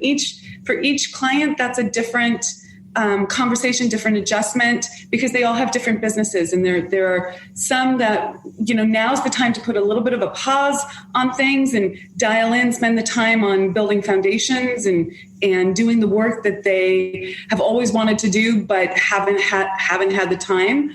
And for others, now is the time to really leverage and go for things. And, some of my clients are doing extraordinarily well, even in these times. So I'd like to share that with your community, because I think there can be a mindset that everything has stopped and, the money flow has stopped, or, I should just give up or wave the white flag. But in fact, depending on the industry, you don't want to use this as a way to self-sabotage and say, like, I should be doing better, when in fact your industry might need to have a little bit of a pause button right now. But, people are still making money also. So just putting that out. Absolutely. And there's a lot of people making a lot of money. There's a lot of people that are doing extremely well. As we know, the factories of toilet paper, supermarkets, and obviously anything to do with e-commerce. I mean, I don't think Jeff Bezos is complaining. So it's really about identifying, those businesses that are doing well and explore how quickly can you jump on it. I was reading something yesterday, which kind of with my whole wealth thing is about, about the new reality coming with self-driven cars and electric cars, and how it's going to change literally the world in the next couple of years, literally. And this is coming from the top investors in the world. So, kind of like putting some money behind those new technologies, which are not so new, are great. And one of the things that I really learned yesterday which is so true, is you see when change is going to happen, I don't know, we went from no mobiles to everyone had mobiles, or from no computers to everyone has computers. That happened very quickly. You see, the thing is, we tend to believe that drastic and dramatic change takes a long time. And the fact is, it doesn't. It doesn't. It happens quickly. We were all outside. Now we're all inside. This happens very quickly. So everything and anything in life can happen very, very quickly. So it really is about understanding and appreciating that, because what that means is you have to react quickly. Because if you don't, you're going to be one of those that are just going to be literally stuck. And Krystal, you need to leave.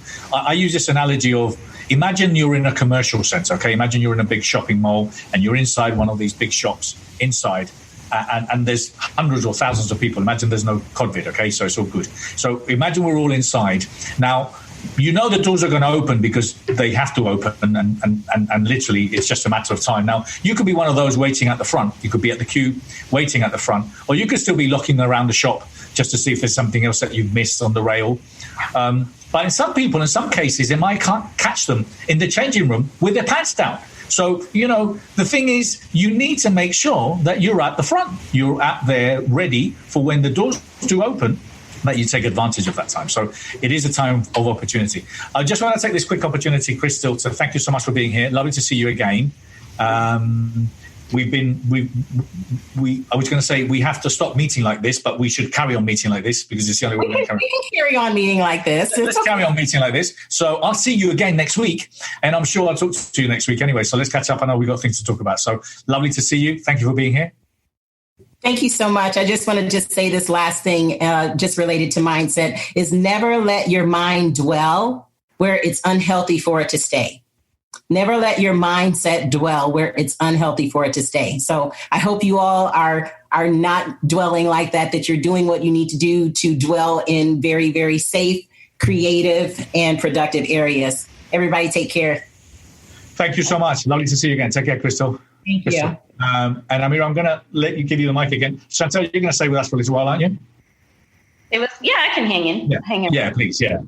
So I'm just going to introduce Cindy Jorgensen. Cindy is, along with Bryce Jorgensen, are the founders of Health and Wealth for Life, and have been an Isogenics associate for 14 years. She's a cancer survivor and found Isogenics to improve her stamina, mental clarity, and increase, pretty much anything and everything, really. I've heard so many great things about it. So how are you, Cindy? Great. Great. We're doing great. Thank you so much for bringing me in today. My pleasure. Passion for this industry. Thank you so much, and I'm delighted that you can make it. I knew you were gonna join us last week, and then we had some technical issues this morning, but we got you here, and you've got a great view there. I've got to say, Cindy, just make sure you close the window, because it might get a little bit windy with that beautiful view you have. So, how are things with you? How are things with you? I just couldn't be better right now. I know the last time we were going to pull me on an interview, I have a son. There's 80,000 missionaries for the Church of Jesus Christ of Latter-day Saints, 40,000 or foreign. And try still not to get emotional. I had my son kind of held hostage in Brazil during this time. So they evacuated them a little over 2 weeks ago. And now I've got him back. So I don't know. I'm going to teach you a lot about building businesses and making money. Actually, we do about 30 million. I head up a team that does 30 million. Over 100 million has actually been created through my team. But right now, I'm just living the dream, having my son home, and it's just been beautiful. Well, I can see it in your face. I can see how happy you are. So we'll jump into the business aspect in a minute with you. Amira, so with, in particular, obviously, how has your business changed, if in any way, and also how are you transitioning, if in any way, to kind of where we're moving towards now? Because again, things, whatever it is, will be normal, but not the same normal. Yeah. So thank you so much for that question. So sorry, that was for Amira. So sorry. I'll ask you the same question, but I was asking Amira. Just bear with me. Sorry. Okay. Great question. Fundamentally, my business hasn't shifted. It hasn't needed to. But there are some tactical things that are different. I used to be on the road a lot, traveling to speak at different events like the Best You and things like that. And so there's less of that output and of energy and time on the road, which has freed up a huge amount of just bandwidth for my team, bandwidth for myself to put into different channels, which have been on our mind for a long time. So we just launched the Unstoppable Woman podcast, and that's going gangbusters.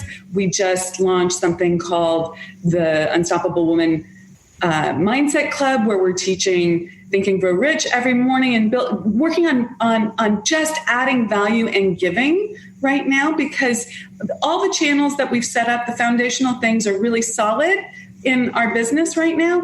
And what we can do is, give. Giving is the first law of receiving. You give without an expectation of getting, and the world opens up to you. So this has been a real opportunity for us to really amp that up. We did a lot of it already, but we've launched, this free mindset club, this podcast. We have tons of content that we're putting out there.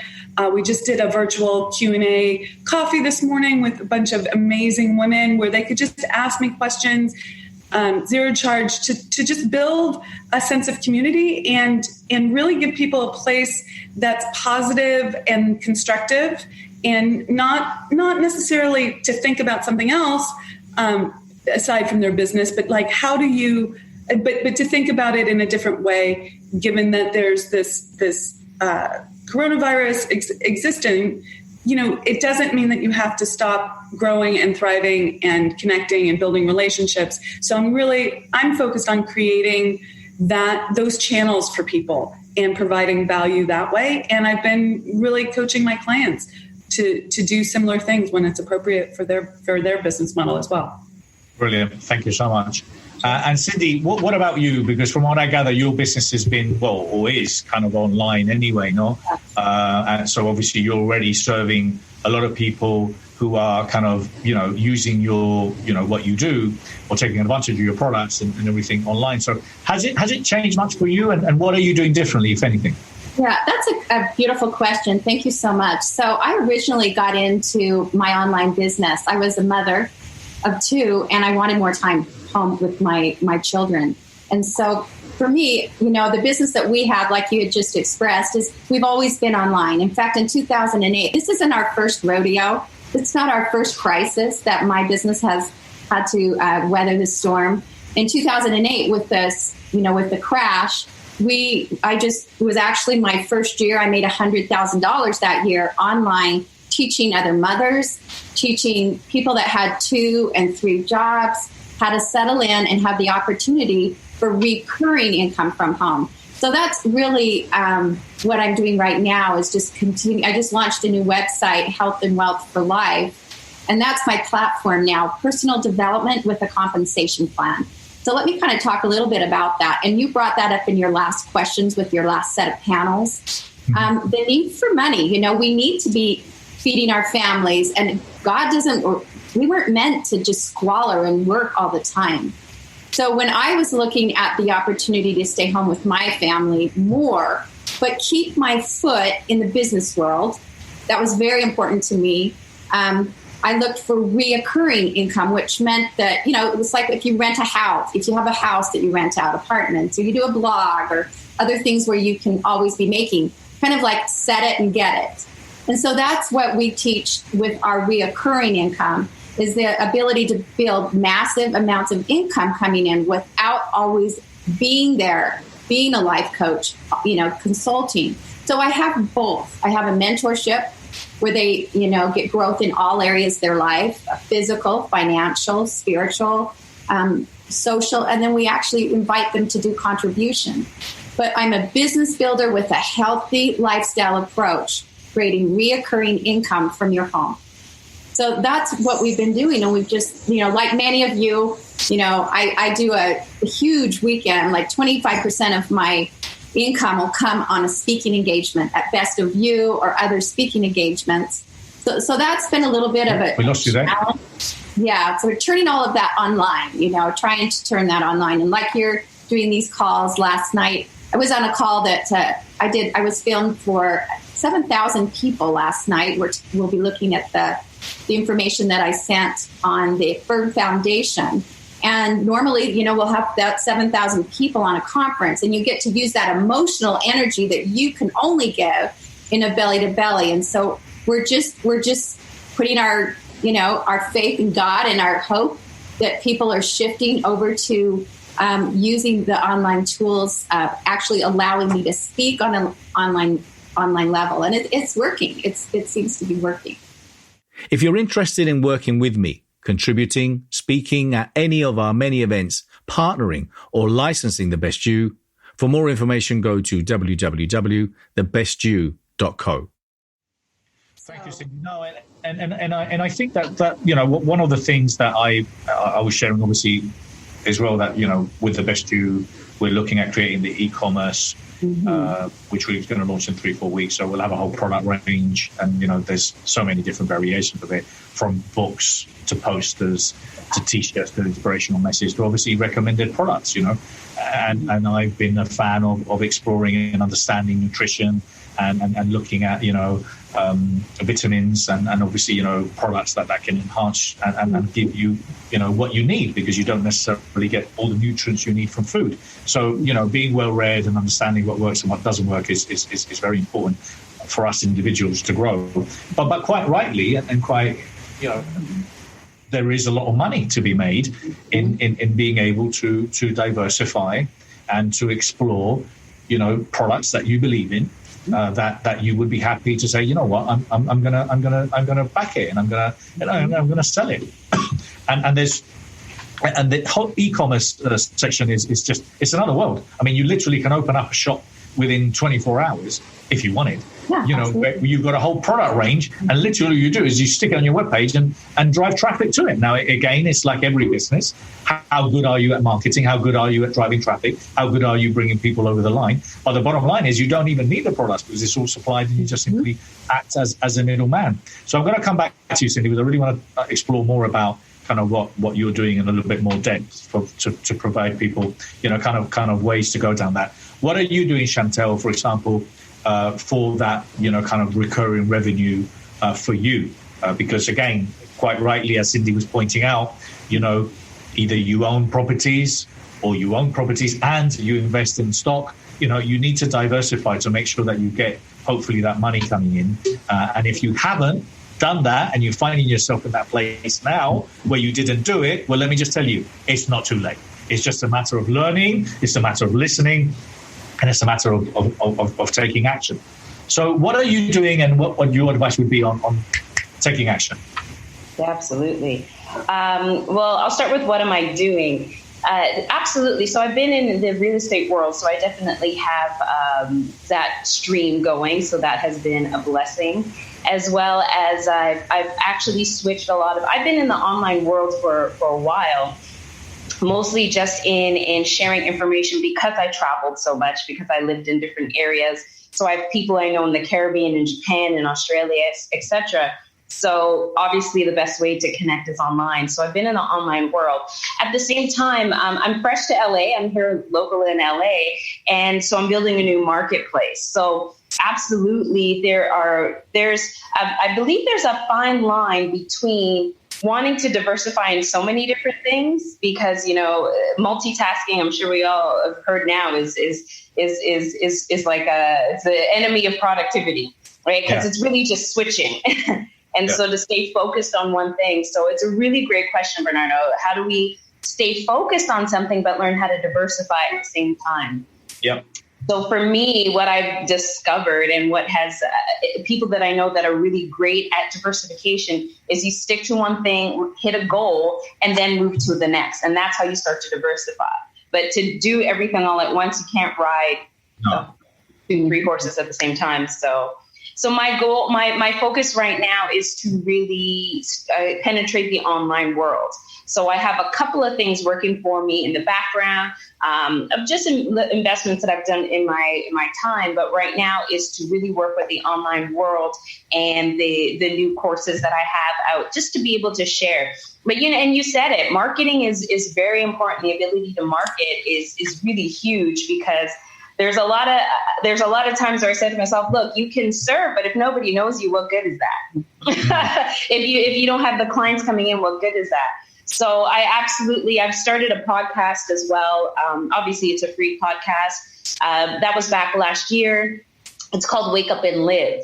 So it's a podcast and an online TV show. And what I'm doing right now is just reaching out to people to be able to get the information, and switching from providing free content for people to really hone in and see basically, hey, who am I? What am I about? What's my message? And why would they connect with me? And moving it into now the online program. So that's really the area that I'm at. It's very exciting. Exciting. Love it. Absolutely. Diversifying is good, but keeping the focus and not trying to be like a mad cow doing all sorts of things. And then I've got to say, there are some people that, are more capable of doing a number of things than others. Some people maybe can only stay focused on 2-3 things. I think if you have a team as well, if you have extra hands, if you're on your own doing all those things, it won't be 100%. But if you have extra hands and you can navigate that, I think it would be very beneficial. Yeah, and then again, around building a team, a lot of you might think, oh, well, I haven't got the money. Let me just give you a game. This is a new reality that we've got now. So people are working from home. People are looking at working from home. But there's so many platforms out there. I mean, I'm using one right now called Upwork, which used to be, I think it was called Elance before. Great for recruiting people. I put 2 jobs that I was looking for people, 2 different jobs, and I got 50 inquiries for one, which was to literally edit my Spanish book, and the other one was to do some infographic work, and I got like 15 people. Really, really, really affordable. So, kind of that's the kind of things that sometimes, again, if you haven't got the expertise, sometimes let someone else do it. But when it comes down to learning, practicing and implementing new things, just give it a go. So, Cindy, you started a job. You started something completely new that you obviously had no experience about. And obviously you built something that's very important. Not everyone, it's like every business. It takes time. Growing, evolving takes time. But if you put the right time in and you put the work and you put the effort in, then, you could get great results. So tell me a little bit about your story, how you started and where you are. Absolutely. Thank you so much. So I was on the corporate ladder. I was top rep at AT&T. I was on ABC, CBS. Then I worked for a promoter for a wellness company and got them on ABC, CBS, and I was there as well. And I just remember a time we were, I'd just gotten done with all this new television, something I wanted to do.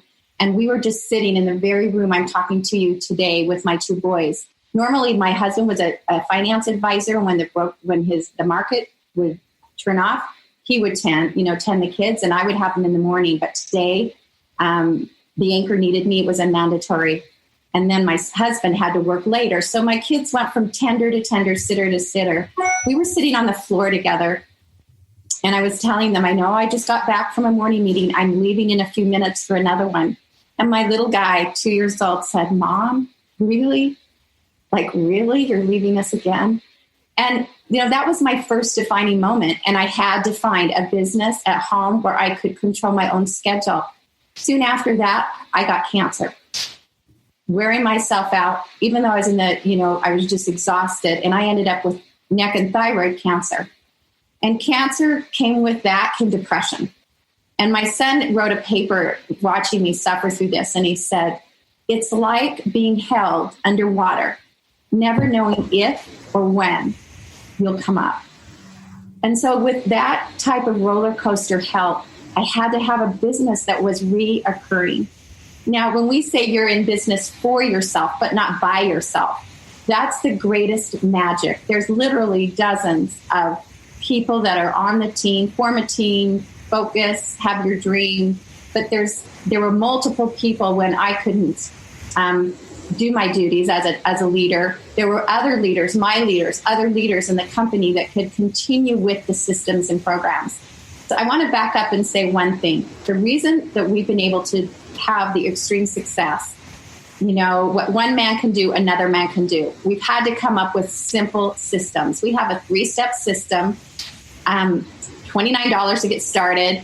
And we do a healthy approach, because what's your wealth without your health, right? We spend all of our time, building our wealth and losing our health. And then we try to buy back our health, with our wealth. And it's kind of a vicious circle. So I chose an industry with reoccurring income that actually would maximize your health. And we give a money back guarantee. So it's $29 to get started on the business with me. And then the products actually replace grocery money. And we line it up that way so it's affordable and customizable for each person. And then they're on this journey, and we don't charge for most of our personal development that we do. We do it online, but we also do it in Zoom calls. I don't charge. I am, building some CDs, and I've got a book coming out, How Health Can Change Your Life. But for the most part, this is the beauty of my industry in personal development. It's Health and Wealth is a personal development program with a compensation plan. You earn while you learn, and we help to build you and build skills. I can't hear you. Sorry, I could hear myself, but no one else could hear me. I'm here now.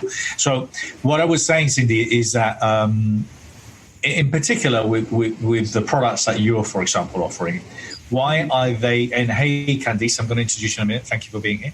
Candice Coleman, ladies and gentlemen, is in the house. So what I wanted to ask you is why are these products in particular, I don't want you going into too much length, but obviously I want it to be educational. I wanted to know, why do you believe this product is good? I've been reading a lot, and I use human growth hormone because I've read a lot about it. So why in particular do you believe that these products are good and obviously helped you? Yeah, absolutely. So the products that I used are based on science, and so here's actually we can't see the picture, Cindy, because of the green screen behind you. You're just going to have to explain it. Oh, okay.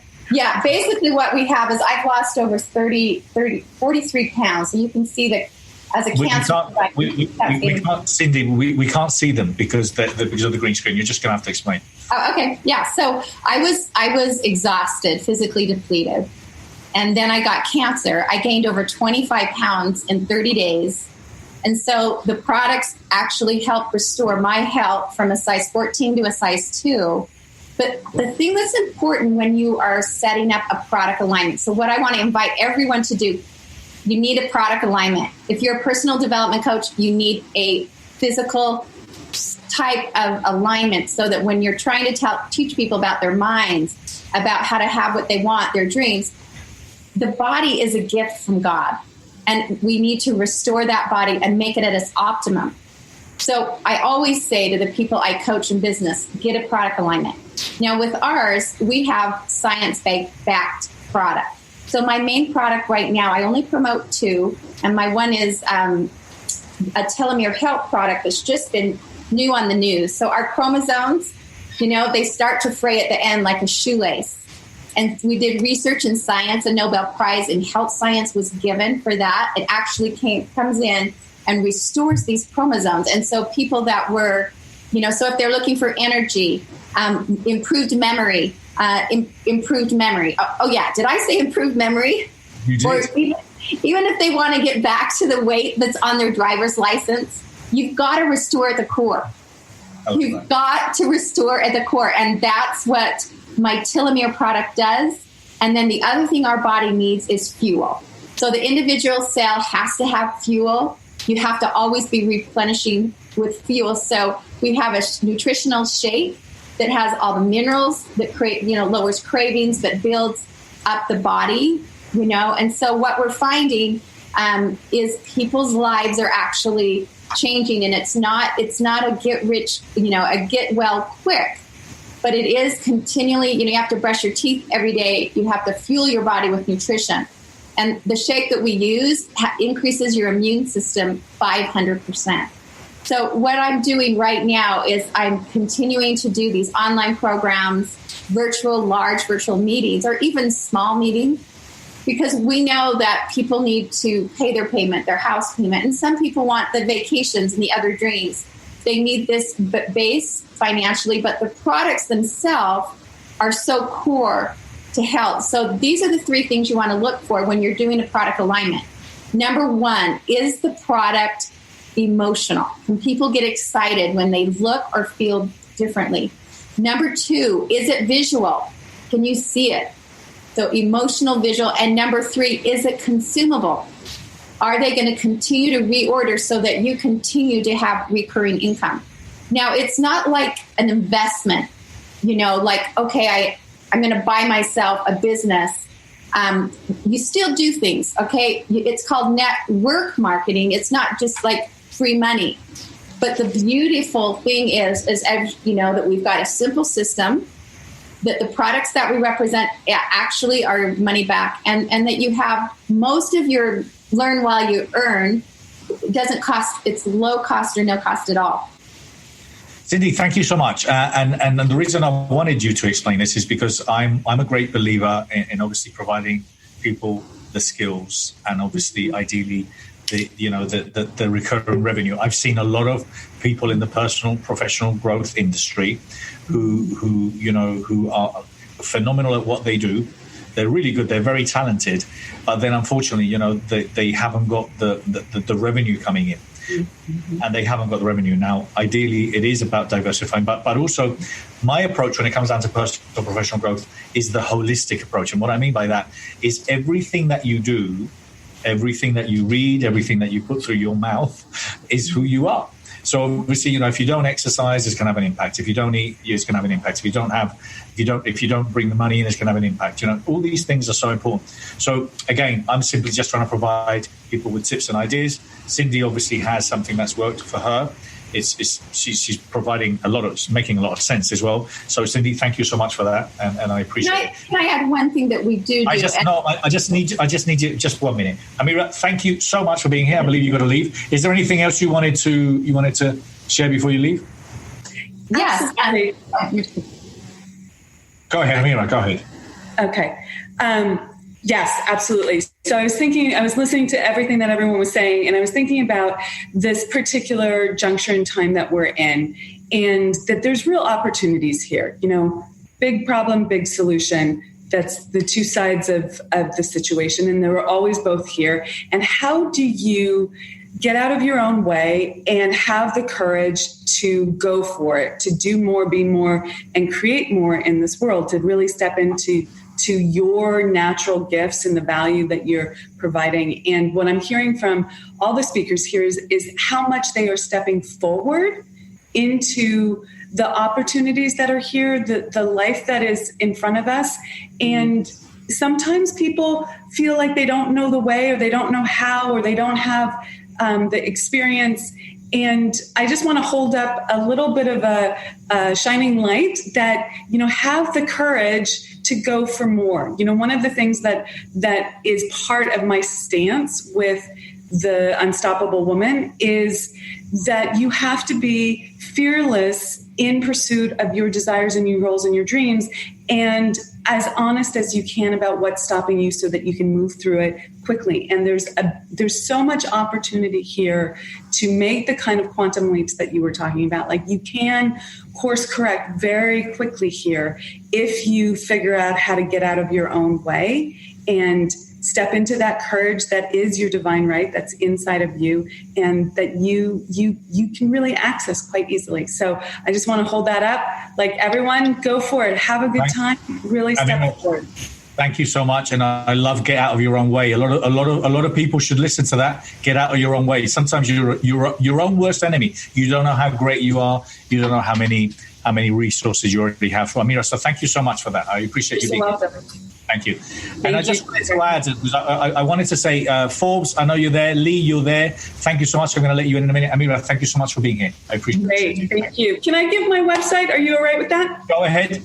It's just the unstoppablewoman.com. There you go. Perfect. Great. Thank you so much. I appreciate that. Thank you. Okay. And yes, but listen, you ask, you can get. Now, what I wanted to say is that regarding that, a lot of the times I've been sharing in the last couple of weeks, and I need to introduce a couple of people I have here, is the power of association, the partnerships. Sometimes, if you don't have the platform, reach out. We're looking for content.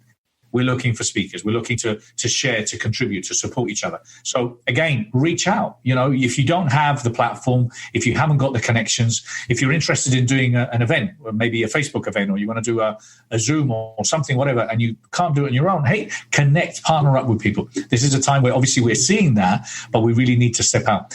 So Candice Coleman, I have Candice here. So lovely to see you. Yeah. Hello, Bernardo. So great to see you always. Lovely to see you. So Candice, I was looking at I was checking your profile because I said, how do I introduce Candice? And I love she's squeezing the most out of life and helping others along the way. And she's got many skills, sales, producer, marketing, managing, she's product development. But I love that she's also, she's the chief creative officer. I love that title. I'm the Chief Inspirational Officer, so we're definitely officering away. How are you, darling? How's things? And Candice used to be my former Legacy Club director here for Calabasas, so I have deep love and appreciation for her. And I'm very grateful to have met her and for her to support us. So great to see you. Thank you. Feelings mutual, Bernardo. How's things with you? How are you? How's the family? And what are you doing now? We're fantastic. This whole process comes in waves, and I'm sure, I don't know what everyone else has been saying, but, started off kind of a vacation and everyone happy that we were home together and just enjoying it for a moment. And then the reality hit with this, how big it's going to be, how long it's going to be. So there's just been these waves, but now I'm in this, what I'm hearing from a lot of people just on this call is the opportunity time. It's really time to got this gift of extra hours, how I'm looking at it. And I'm going for it. I'm taking a lot of online classes because I want to do something else that I've always wanted to do. So that's what I'm doing. Well, you're extremely well connected, and a lot of people follow you, and a lot of people look up to you. So I know you're stepping up your game. You sound Candice is one of those. She sounds very quiet and all that, but she's a little gold mine. She's working there behind the scenes, doing some great stuff. So what are you working on now? What's this? When we come on the other side, what will have been developed?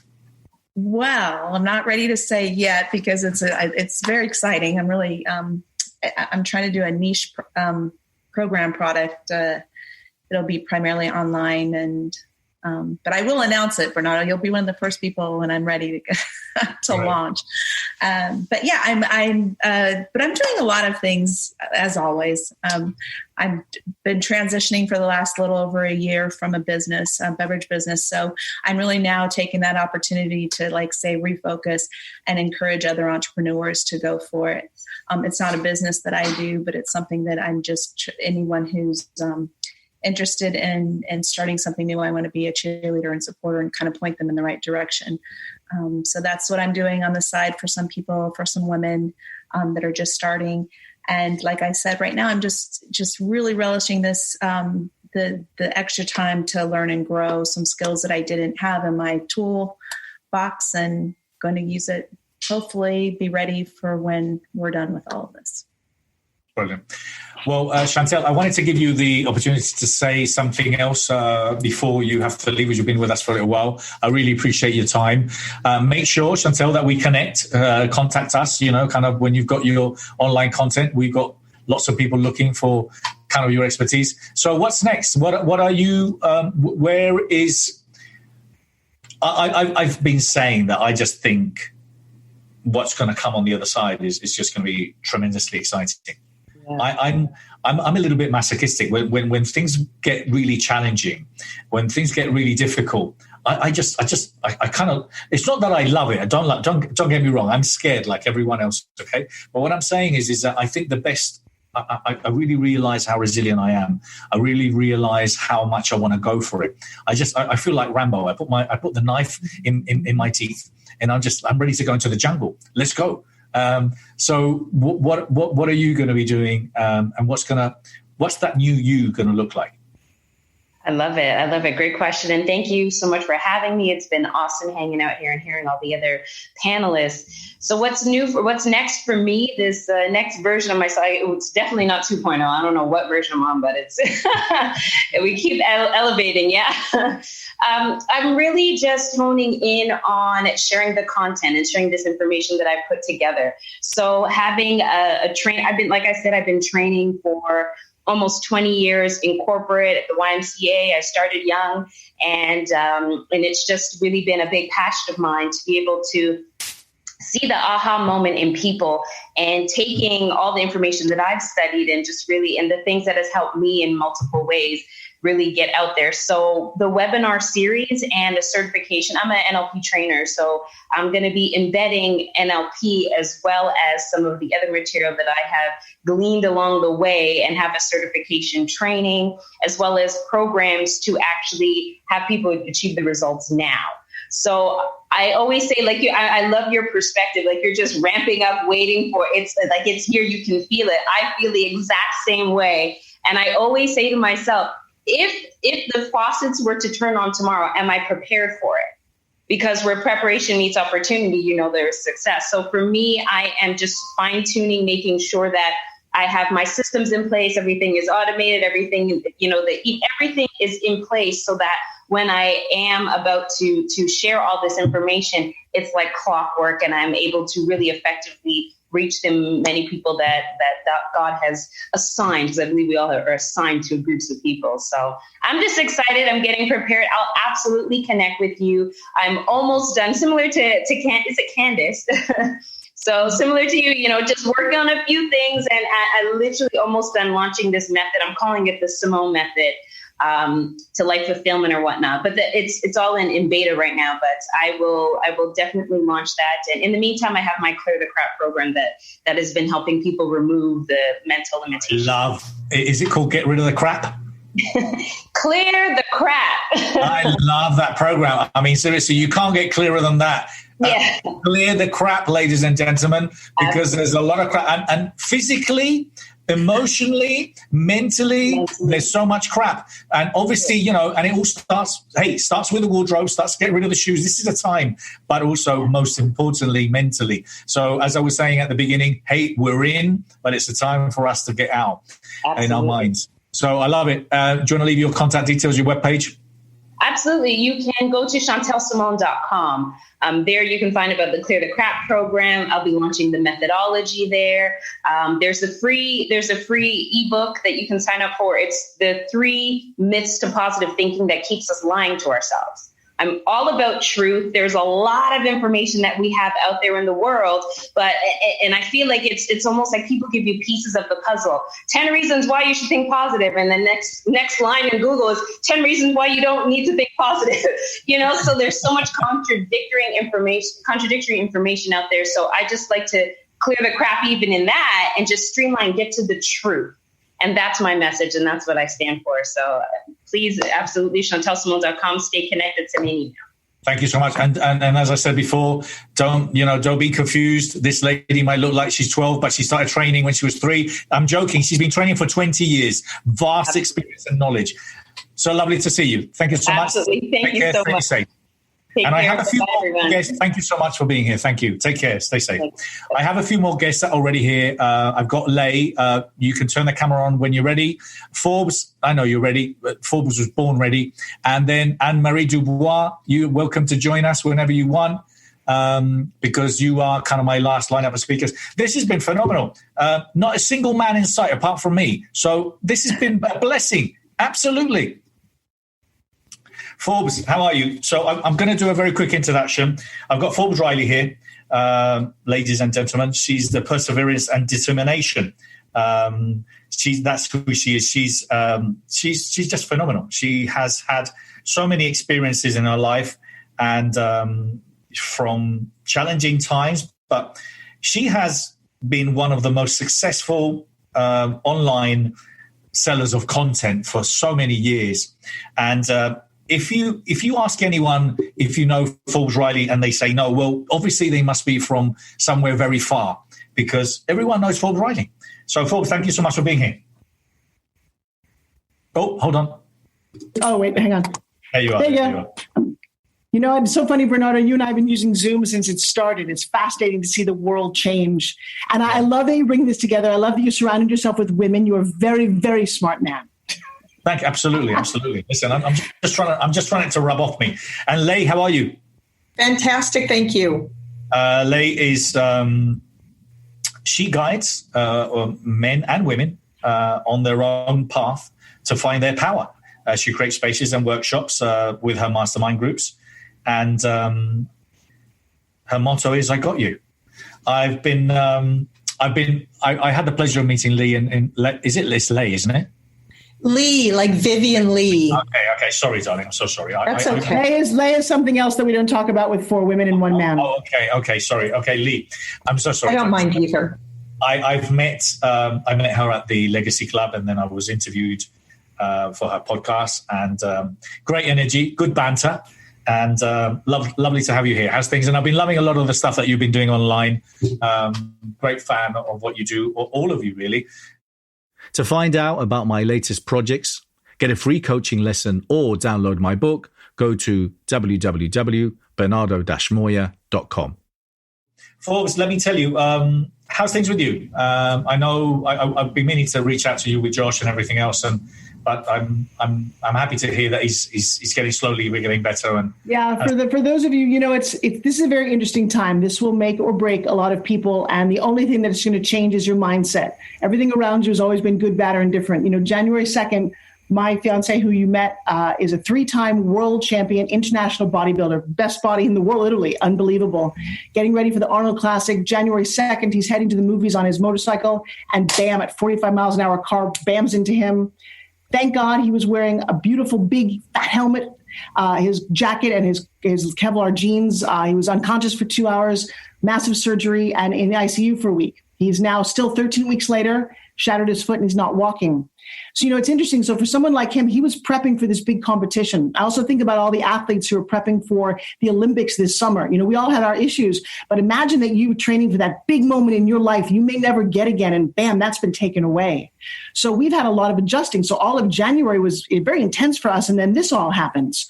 And I have gone on the roller coaster, but Bernardo, I'll tell you, I'm grateful that I suffered earlier in life, because suffering and challenges and shifting and pivoting is not unusual for me.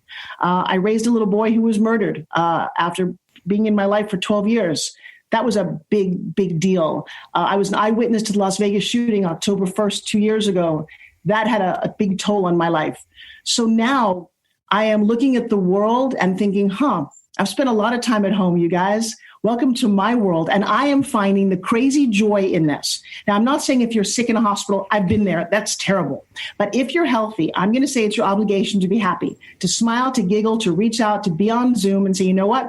this is a cool time. And I actually watched Sharon Stone with no makeup on this morning in her home. I watched Lily Tomlin and Jane Fonda, my all-time idol, with Martin Sheen doing a pre-read of one of their new scripts on a Zoom looking just the way we are.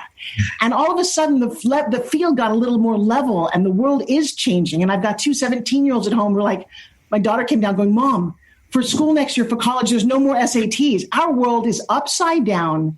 And I've got to say, if you're a person who likes going to the movies, this is like going to the greatest movie you've ever been to.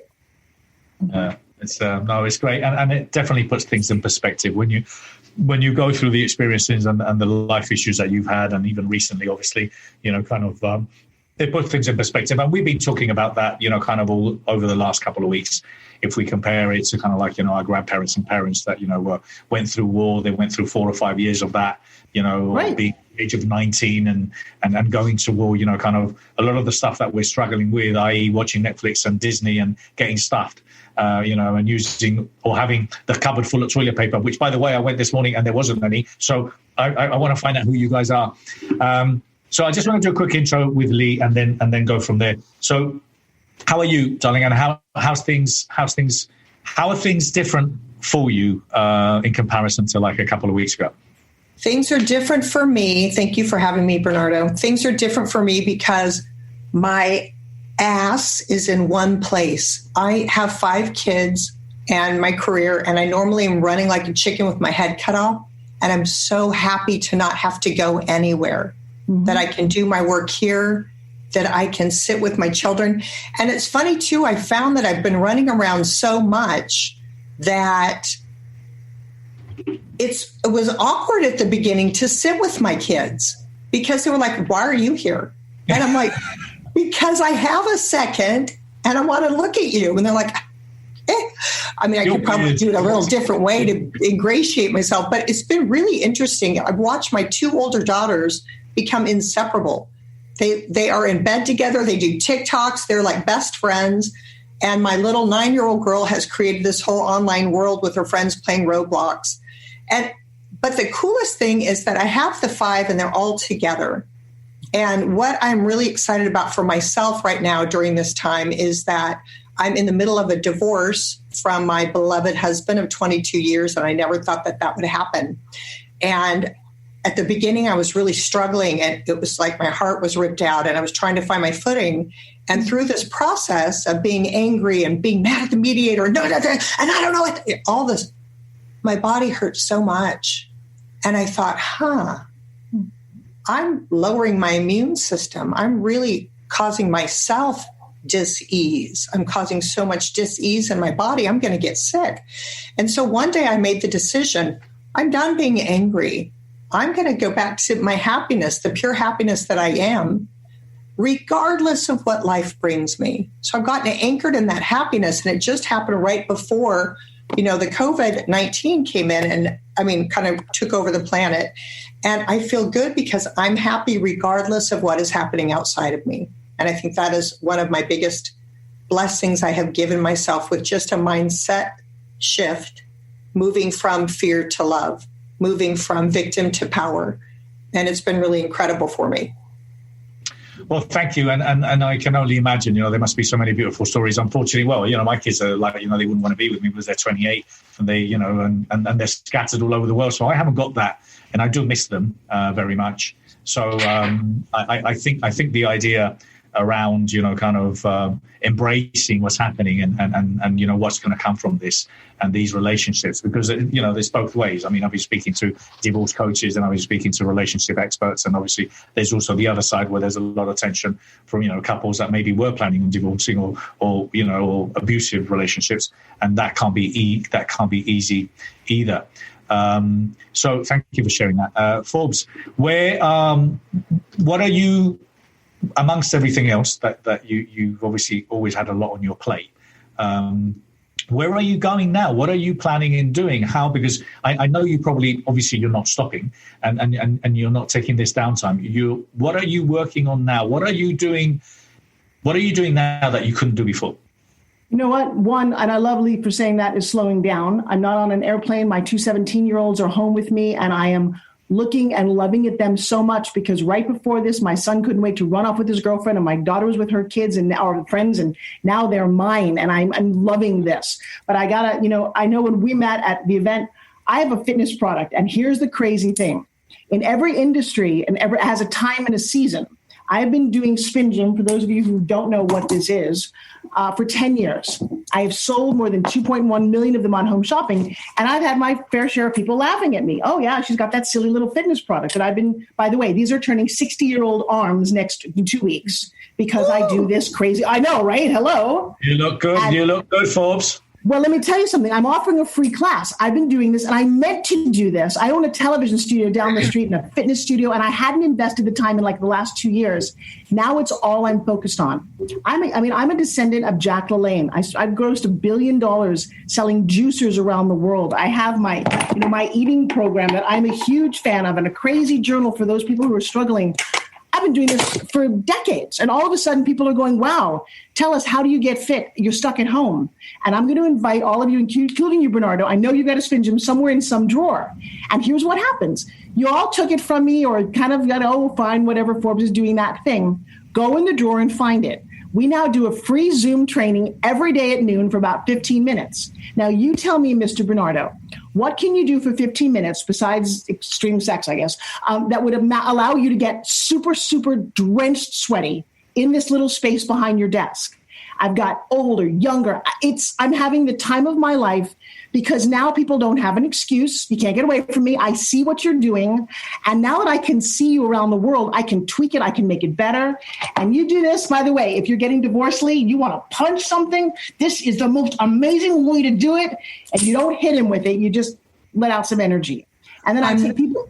I know, it's great. It is literally great. It's called a spin gym. Go to the website. All my classes are free, Bernardo. It's about giving away things that I've always wanted to do.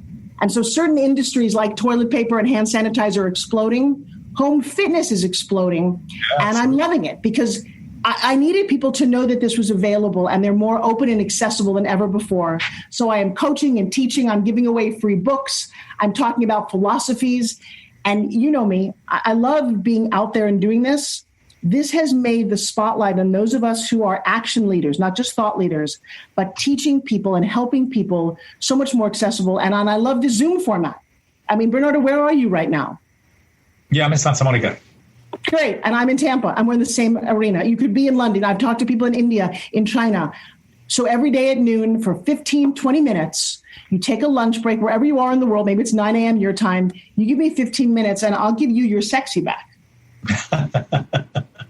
I love you. And I think one of the things that kind of Forbes has done, and not only with her product range she's done, but I think it is also, and this is very current, we've been talking about making sure that we are, if we haven't, diversify and adapt to kind of the new reality. And obviously, the product that you have has been you've been offering it online, you've been selling from television for a long, long time. So, those are the things, that's the thing that people need to understand now, that you have to either get involved, you have to adapt, use, and obviously implement, new things that can help you stay current. So Lee, what are you doing apart from obviously having fun with the family? So I'm sure what you're doing is you're probably getting online. I know I'm assuming here. Are you getting online and still getting some stick? And no, stick. This might be an English expression. This is a stick, and I mean it from a place of love. I'm saying, are you giving stick? Are you saying it as it is, and are you coaching your people with kind of how to? My podcast is called Messy Imperfect Life with Lee, and I love the mess of life. I love my mess because I know it's just showing up to teach me. So with this whole pandemic, the whole thing is like, this is history. This is what happens. How will I show up? And I think that's the only thing we have control over. Right now, I'm launching. I just did a soft launch, a pre-register for my For the Love of Divorce online course, because I've learned so much through it as I'm navigating. I'm already back to love, and I want to help other people do the same thing. And a lot of the principles that I have in my program can be applied for all the big tidal waves that come up in her life. So it's pretty amazing. You can find that on my website, which is my name. It's www.leigh.la. You can sign up for that. You get a sweatshirt and some face product for early bird sign up. It launches April 20th. I also do my online Facebook series. I just do lives every day, and they're called Daily Immune Boosts. Just giving people a nugget every single day to keep them uplifted. And if anyone wants to reach out to me to connect, to ask a question, to get a 15-minute free laser coaching, you can text the word Lee, my name, Leigh, to the phone number 41242, and you have instant connection to me. And we can do a laser coaching session, get to know you more. And all the work that I do, Bernard, is letting myself and other people know you are not alone, and I've got you. And I love you, because we're all connected. Thank you, and thank you so much, Sonny. And I know there's a lot of that going on. There's some just beautiful generosity, and a lot of people obviously sharing a lot of love out there. I just want to bring in Anne-Marie Dubois, who's here. Anne-Marie joined us a couple of weeks ago. Anne-Marie was going to be speaking at the Expo as well. Anne-Marie is a stylist and author dedicated to connecting women with their inner power and superstar personality. She's from Chile, a spiritual superstar herself, based in Los Angeles. So I loved Anne-Marie. She was with us last week, and some of my guests last week was talking about Anne-Marie, which is not your case, that they have their morning PJs and their night PJs, okay? And obviously you don't. That's just not right. We have to make an effort. Now that there's no commute, now that you don't spend an hour and a half traveling and commuting somewhere, the minimum you can do is what you ladies do. You look amazing, okay? And a lot of you guys, you don't. You just simply have the morning PJs and the night PJs. Make an effort. Marie, give us some advice. Hi, everybody. Thank you so much, Bernardo, for having me. Well, I'm so happy to be here. The sun is out in LA finally after a lot of rain, and I'm wearing yellow. And I feel with lots of energy. One of my biggest messages for everybody is, I know how easy and comfortable it is to stay in your PJs the entire day, especially if it's raining and it's gloomy and moody, But definitely it's a mood buster. Every time that you start getting dressed, you feel confident and better about yourself. And especially during this time, mindset is everything for us. And I've been teaching a lot of people, because there's a lot of people, especially in my country and here too, they're working from home. So you have you get to show up your best for your Zoom calls or conference meetings. So definitely teaching them how to look your best on camera. Also, to feel good about yourself, to dress for the job, dress the part. So that's what I've been teaching a little bit right now. So I'm giving 5 tips on how to look your best on a Zoom call and conference call. Yeah. That's great. And very needed. And again, some of you guys that obviously, don't make the effort as a lot of the ladies do. My other recommendation to a lot of you is put some pants on, because I've seen people stand up all of a sudden, like they're in their pants, So guys, make an effort. And I'm wearing heels. I don't need to wear heels, but that makes me feel better, I'm showing up. I'm not wearing any pants, and that makes me feel better.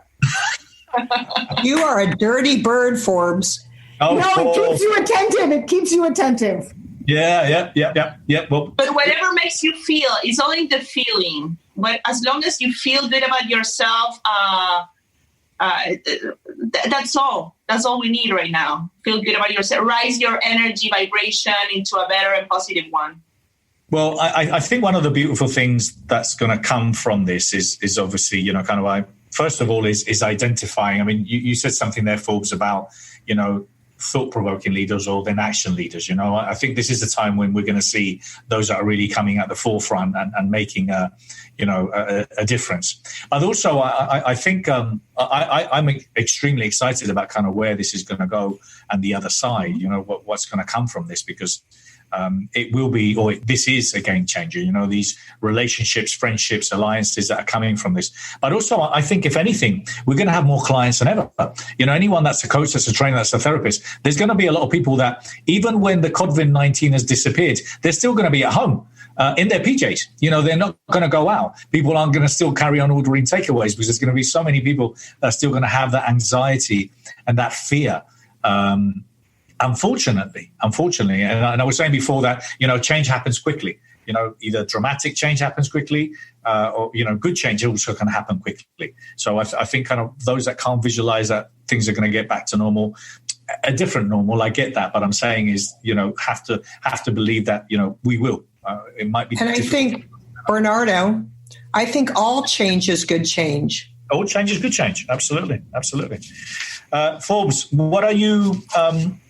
What's your thoughts regarding kind of like what's the difference that makes the difference in kind of in our field? Okay, because this is not only for people that are watching. This is for people that should have a sense of responsibility. Well, and I actually do need to jump off quickly. I've got something I've got to run to, and this has been so brilliant. And I treasure you, Bernardo, from the first time I had dinner with you in Los Angeles. Thank you for being such a big, generous heart. There is something that I am working on, though, that I think is a give back to everybody. I've been on television my entire life since I was 16 in the Miss Teenage America pageant, hosting infomercials and television shows. But I've been a guest my whole life, and I'm turning 60 in 2 weeks. Number one, I'm having a birthday party on April 25th, virtually around the world. I'm excited to see how big this gets. Y'all have to bring your own beer and wine, obviously, and your own food and your own outfit. But I will let you guys know on social media. I've been hacked out of Facebook. I just got my Facebook account back with my 1 million followers yesterday, so I'm feeling a lot less stress. But I created a thing called OPP Challenge, which like Lee's will be launching in a little bit, called the Other People's Podcast. I want to teach people how you can leverage for free whatever expertise that you have. And this is the thing that I'm going to dig deep with people because they don't realize what they've got. And I don't care if they're a quilter, they know how to bake, they're a dog walker, or it doesn't matter what your expertise is. Odds are you're not a very good guest on a show because you're not used to that. A lot of your guests, Bernardo, who are speakers, came with a free gift. They're engaging. They talk to the camera. They have a good setting. So I'm going to start teaching that from my point of view of how I've managed to be on television. And I've grossed $2.5 billion between infomercials and home shopping. People, I know, right? You just Google my name. I'm everywhere. But here's the thing. I can teach that. And people didn't realize how much they needed it. Bernardo, we have speakers come to us. Well, no, I don't want speakers. I want somebody who knows how to do hair coloring at home, who knows how to do internet, so whatever their expertise is. And I want to teach them to be the most engaging guest. Because just like you taught our girl from Chile, you invited her back. If you're a good guest, you invited back. And we are all actually leveraging each other's fan base. And I don't think people who work for other people thought like we do. So to really embrace, Bernardo, I think you and I and everyone on this call has been a step ahead in this odd direction that we're all now running to. There were 20 million people on Zoom last week. Now there's 200 million. Okay. They need to learn how to be fun and engaging and interesting and also how they monetize their message. I love that our girl with clothes is monetizing that she's a stylist. This is you're demonetizing your divorce. So many people need that. So my skill and my greatest gift to everybody is being able to teach you how to become your best guest. Crazy thing, but I'm going to tell you, it will change a lot of people's lives where they didn't realize they could actually make money from something they take for granted. Well, that is so needed, Forbes. And one of the things that I will say when it comes down to learning, because there's a lot of things out there. There's a lot of people, who talk a good talk, but necessarily haven't had that walk. And you've had the walk, the talk, and the walk many times. So and with no pants on. It's pretty amazing how I can get this. Show yourself. You keep bragging about that. Show yourself. I just might have to stand up. Oh. Love it, Forbes. Well done, Forbes. Loved it. Hey guys, I gotta run. Thank you so much. Thank you, Forbes. I love it. That was censored by Zoom, by the way. Thank you, Forbes. Well done. Lovely to see you. Take care. I liked her. I did too. And did you see her guns? That was pretty impressive, I've got to say. I want to show mine, but I wore a long sleeve shirt. They're kind of ripped right now. Lee, I love you, darling. Let's just let Forbes show her. I want to get in Forbes' arm competition. I love it. Marie, what are you doing now? What are you doing differently? Because one of the things I'm asking you, and I'm poking you in the eye, and Candice, please, I need to come to you. So I wanted to ask you, what are you doing? And I'm poking you in the eye. What are you doing? Pushing yourself, because we're telling people, come on, go for it, do this and do that. But what are you doing differently? How are you pushing your envelope? Well, definitely. I live by myself here in LA, and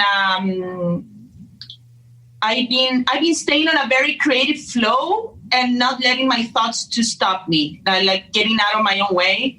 Because before I had so many excuses on not creating videos from home, or I need a videographer or a photographer to do things outside. And I have no excuses anymore. And I'm pushing myself. I started my own Instagram show every Monday and Wednesday, inviting different people called spiritual superstars, actually, because I'm building this community around fashion, spirituality, and empowerment. So I have guests from meditation or sound bath experts, or actors, or musicians, or fashion experts. So different people that are nurturing us with their expertise. So that's been very fun. And I've been meeting a new and interesting people. So that's been really fun. But definitely staying in a creative flow. I've been getting very creative. I don't know how. To be honest, this week I start feeling a little bit, oh my God, it's been just 2 weeks. And I'm like, oh my God, when is this going to end? So I got a little bit of anxiety. But every time that I go into that anxiety, I go back into my breath work, my meditation, and all the tools that I've been learning. Because there's no excuses. There's no excuses. We have so much that we can learn. There's so much to learn. Joining master classes or creating online courses. There's a lot of things going on. So definitely stay in a creative flow and accepting every time that comes any I don't know, negative emotion or a little bit of fear, but don't stay stuck in it. Just accepting the emotions. If you're interested in watching the video content of this interview and many others, or interested in learning from world leaders and teachers, go to www.thebestyou.online. And look, I was saying that at the end of the day, it is difficult or challenging sometimes to stay completely positive. Because a lot of people think, oh, you're in personal development, you got all the answers. No, hey, so we feel. So sometimes you're going to get a little bit sad, a little bit depressed. But I'm just saying, look, if you've got to complain or you've got to moan or whinge, do it for 10, 15 minutes, then get on with it. Because complaining at the end of the day is a form of negativity. For those of you that may not know, that's the reality. But anyway, I just wanted to tell you, Anne-Marie, that they just announced today that we're going to be in lockdown for another 6 months. No, I'm only joking. You see, now you feel better. Now you feel better because it's only 2 weeks. You see what I did there? So, yeah. Wait, I want to say something that in regards to what she said when she was talking about worry and stress. Go ahead. So I have these two little things. When in worry, when you're worried about something, that's breaking down your immune system because worry doesn't do one thing positive. It just hurts your body. So anytime you're in worry, pray. So if you're worried about the doctors, pray for them. I mean, that flips it instantly to a positive, higher level of energy, and it sends out love. And then when you're in stress, be of service. Do something for a neighbor, do something for your children, do something for yourself, but be of service or give, free, live, whatever. But it gets you out of that. And anytime you're down in here, this energy, all of those decrease our immune system. So an instant immune booster is be of gratitude. So every time I get funky, I just stop and I'm grateful for my perfect radiant health. I'm grateful for my, Great tips. Thank you so much, Lee. I think the challenge is also, Anne-Marie, because I was talking kind of like, my mother-in-law who's, she's 80 something. She's in the UK. She's on her own. So, I think it's a different experience. Obviously, if you are on your own, I'm kind of, I'm the same case. So, it's a little bit more difficult sometimes. I've got to say, here in LA, we've had a couple of days rain. At least the beautiful thing we have is just it's lovely outside. So you can walk. You can go around. But it is what it is. And I think at the end of the day it will pass. It's just a matter, hopefully now, of weeks. But it's taking one day at a time. Candice, so where I know you can't share anything of what you're going to be bringing, but I can feel you're working on something that's going to be very exciting. What are you experiencing with your kids and obviously connecting with them because you have them there and what are you experiencing with them and how is that growing or evolving? And obviously one of the things we were talking about with couples and with kids is about communication. I was joking about a friend of mine before, my friend Paul Boros, that he leaves his kids in the car. So when he gets annoyed with them, he puts them in the car. He puts them sometimes in the boot, which I think is too much. I'm only joking. Okay, because some people think I'm serious. Now, what are you doing? How is the atmosphere at home? Because obviously there must be different moments. I'm so extremely thankful that this happened when my kids are a little bit older. I have teenagers, and I also, fortunately, my son was able to fly home. Literally, he was living in New York for a contract, literally like one of the last days to get out of New York before it really hit hard. So true blessing. To answer your question, we come together for dinner and maybe a movie, but then we all kind of have our own space and we all kind of retreat and do our own things. Then we come in. So it's like this breathing, we're just expanding and contracting. And that's how I feel that's how we're dealing with it. Everyone's doing well. I'm always checking in on their mental. My son the middle son is a senior, and all of these, that was ripped away from them, the graduations, the proms and all of that. And that's a big bummer. And I keep on checking in on him and asking him to write about it. I challenged him to write down his feelings about it so he can get it all out and deal. And he accepted the challenge. So that makes me thrilled. And just trying to celebrate that part. But you know what I'm saying? Trying to celebrate him still and his accomplishments. Anyways, but we're just focusing on just prioritizing different things in our lives. Like what I'm telling everyone to do is to create a balance. Focus on school, leave that. Focus on health, focus on mental, focus on taking time on TikTok and all that stuff. And that's just really what we're doing, keeping a balance. That's the end of my... Thank you, darling. Well, thank you for sharing. And I remember obviously in one of the Legacy Club meetings, I came across this the other day when I was speaking to Jeff Hoffman from Priceline, which was a fantastic interview. I recommend anyone that hasn't listened to my interview with him should listen to. And one of his life-changing moments was when a couple of friends of his actually, one was 42, another one was 37. They both passed away, and he wrote down, kind of what would people say at his funeral, and it was a bit of a game changer. And I think one of his friends who actually just died of a heart attack was a bit of an adventurer, and he. Jeff was saying to him, I wish you didn't do what you do, because he was a mountaineer. He did a lot of risk sports. And he said to him before, obviously he passed away, he said that he would prefer to live a life of 40 years old, but live a full life than actually, living a life and reaching till 90 without pushing the boundaries. I think this is a perfect time, for anyone and everyone that's at home to make, to write your own eulogy down or write 2 eulogies down. One, continue to do the things that you're doing right now, where you're just literally going to carry on doing the same things, or you take this as an opportunity to do the most wildest and most amazing things, and that should be that should help you. That should give you some insight, shouldn't it? Yeah, Bernardo, I love your eulogy assignment in the Legacy Club. It's a great thing for everybody. It really does shed light on a lot of things. So great job. And one thing, I really love you did hit the ground running as soon as this hit, and all of the changes with the expo and everything. And it's really cool to see you just really getting out there and getting all these speakers and promoting them. And so great job, Bernardo. Thank you so much. Thank you so much. I kind of I love my job. It's challenging, but I love my job. And if anything, it's just given me more of a challenge. I challenge on. So we've got. I announced it before, but I'm going to hopefully be announcing next week some big, massive global project that I have, because I want to do something that's really special and stands out. And I'm reaching out to people to help me and contribute.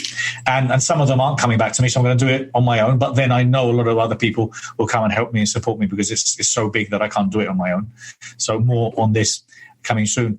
Lee, what's your last thoughts regarding what to do, where to go, what not to do, what to read? I've always been asking a lot of my guests, which I didn't ask this morning, kind of recommended reads. At the very beginning, when it was all starting and I was doing my first Facebook Live series, I had these 5 steps for inner peace during outer chaos. And the first one is be your own thought boss. stand guard in front of your mind when it opens to let information and look at it. Is it loving? Will it help you? Will it benefit? Will it elevate your immune system?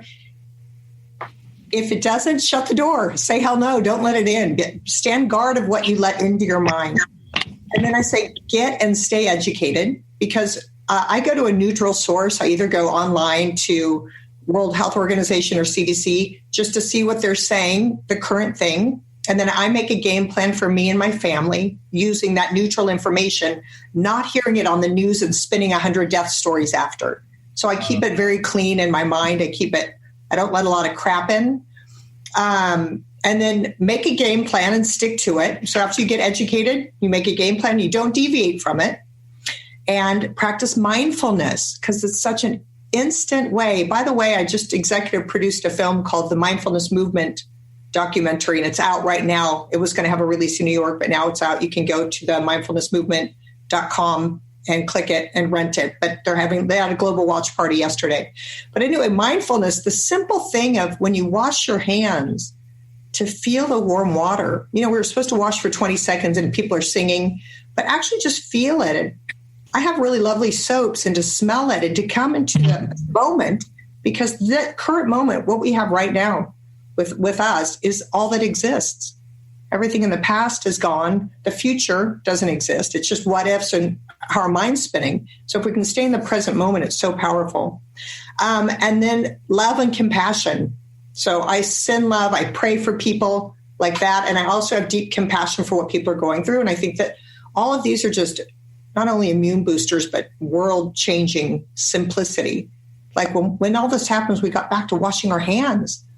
That's the most wonderful gift we can give ourselves and the planet. It's washing our freaking hands, but we had to get it, this pandemic to remind us. Yeah. And then practicing gratitude. It's the biggest immune booster. It's free, it's easy, and it's just taking a moment to go, I'm in deep gratitude for this moment with you guys right now, for beautiful Candace's face, for Bernardo, for this hot gal over here in the yellow dress. I don't have my glasses on, so I can't say your name, young lady. Anne-Marie, it's such an honor to be here with you right now. I'm in deep gratitude for it. And all of that makes my body feel good. And I love that my truth is positive and it's happiness, and it's choosing that regardless of what's going on around me.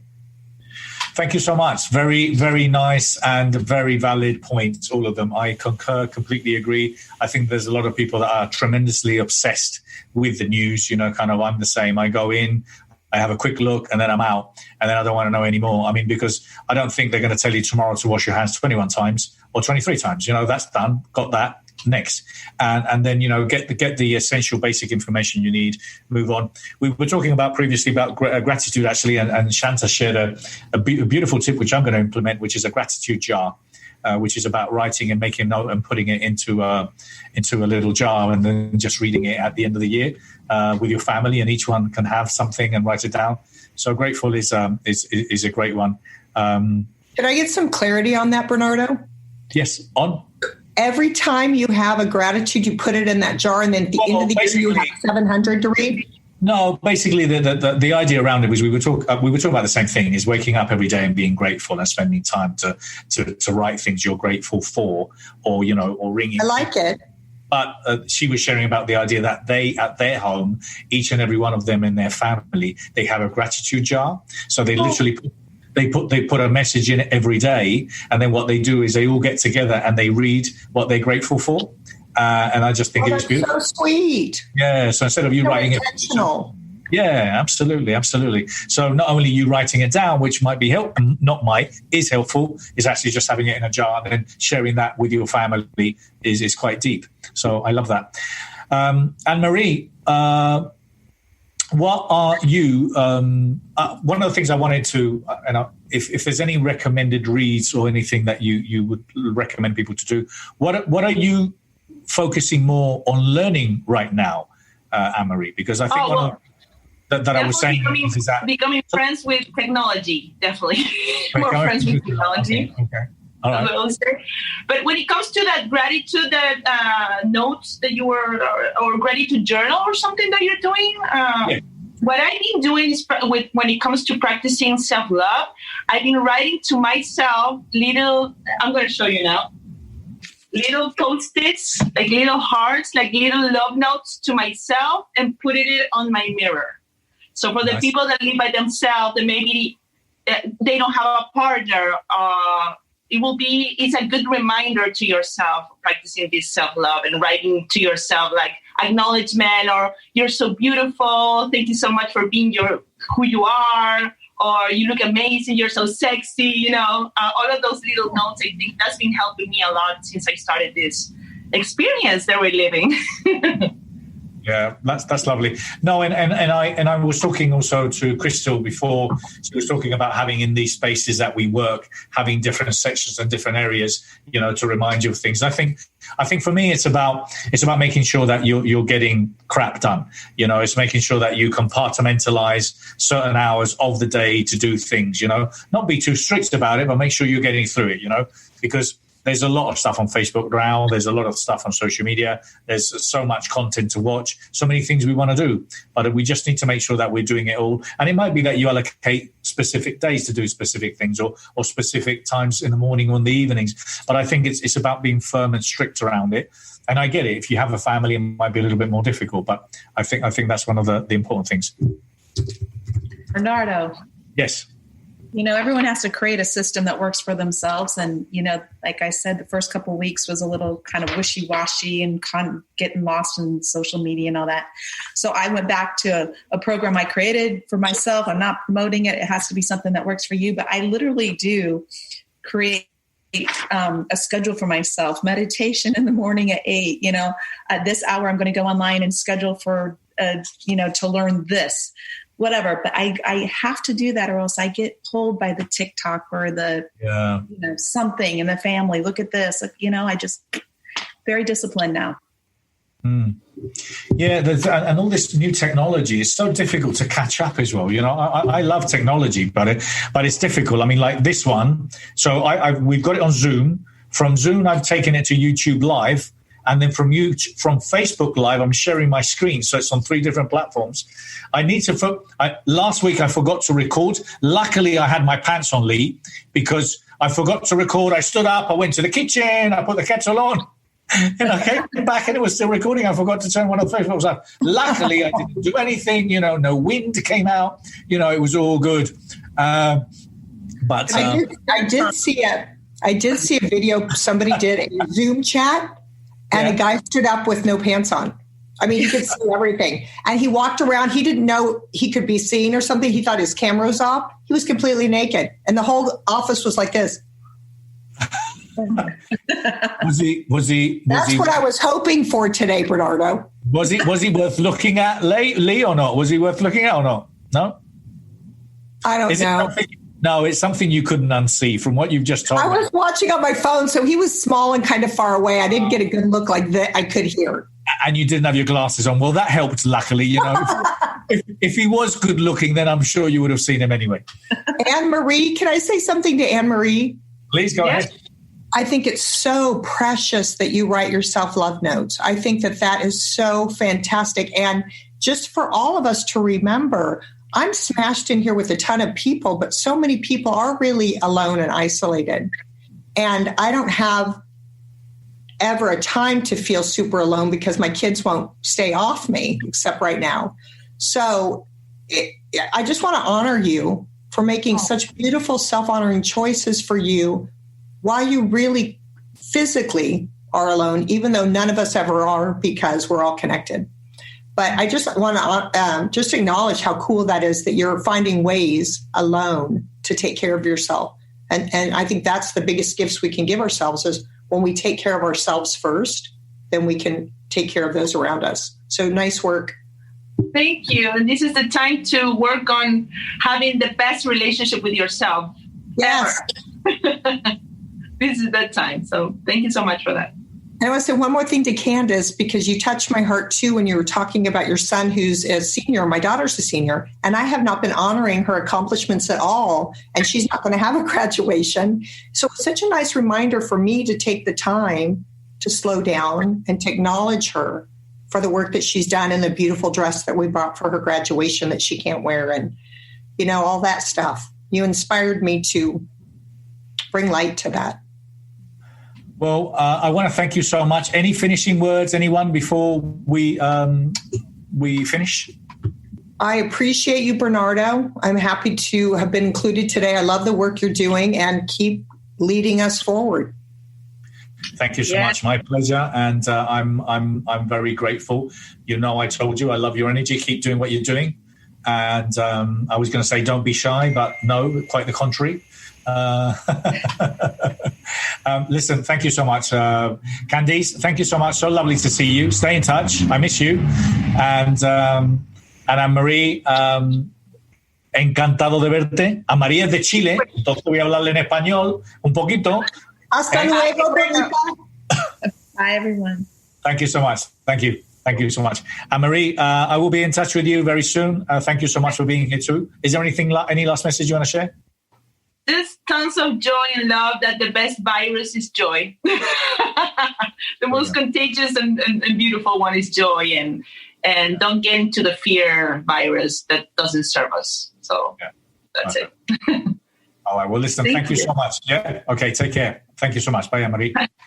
And I want to thank anyone and everyone that's been listening, watching today. It's been a great bunch of people that have been joining me today, and I'm extremely grateful. I think every time that we get together, we share some great insights.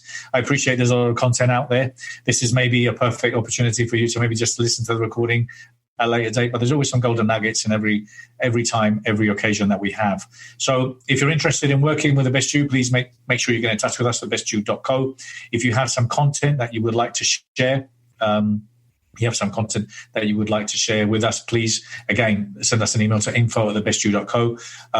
We are offering some free access to thebestyu.online. So if you go there, we've got more than 600 expo talks, interviews, courses, all sorts of things. That's all at thebestyu.online. If you're interested in working with me, my webpage is Bernardo-Moya.com.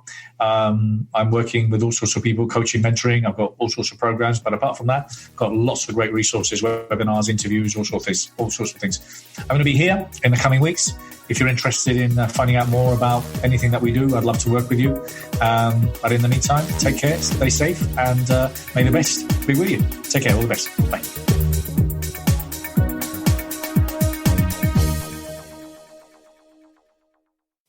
For more information, go to www.thebestyou.co.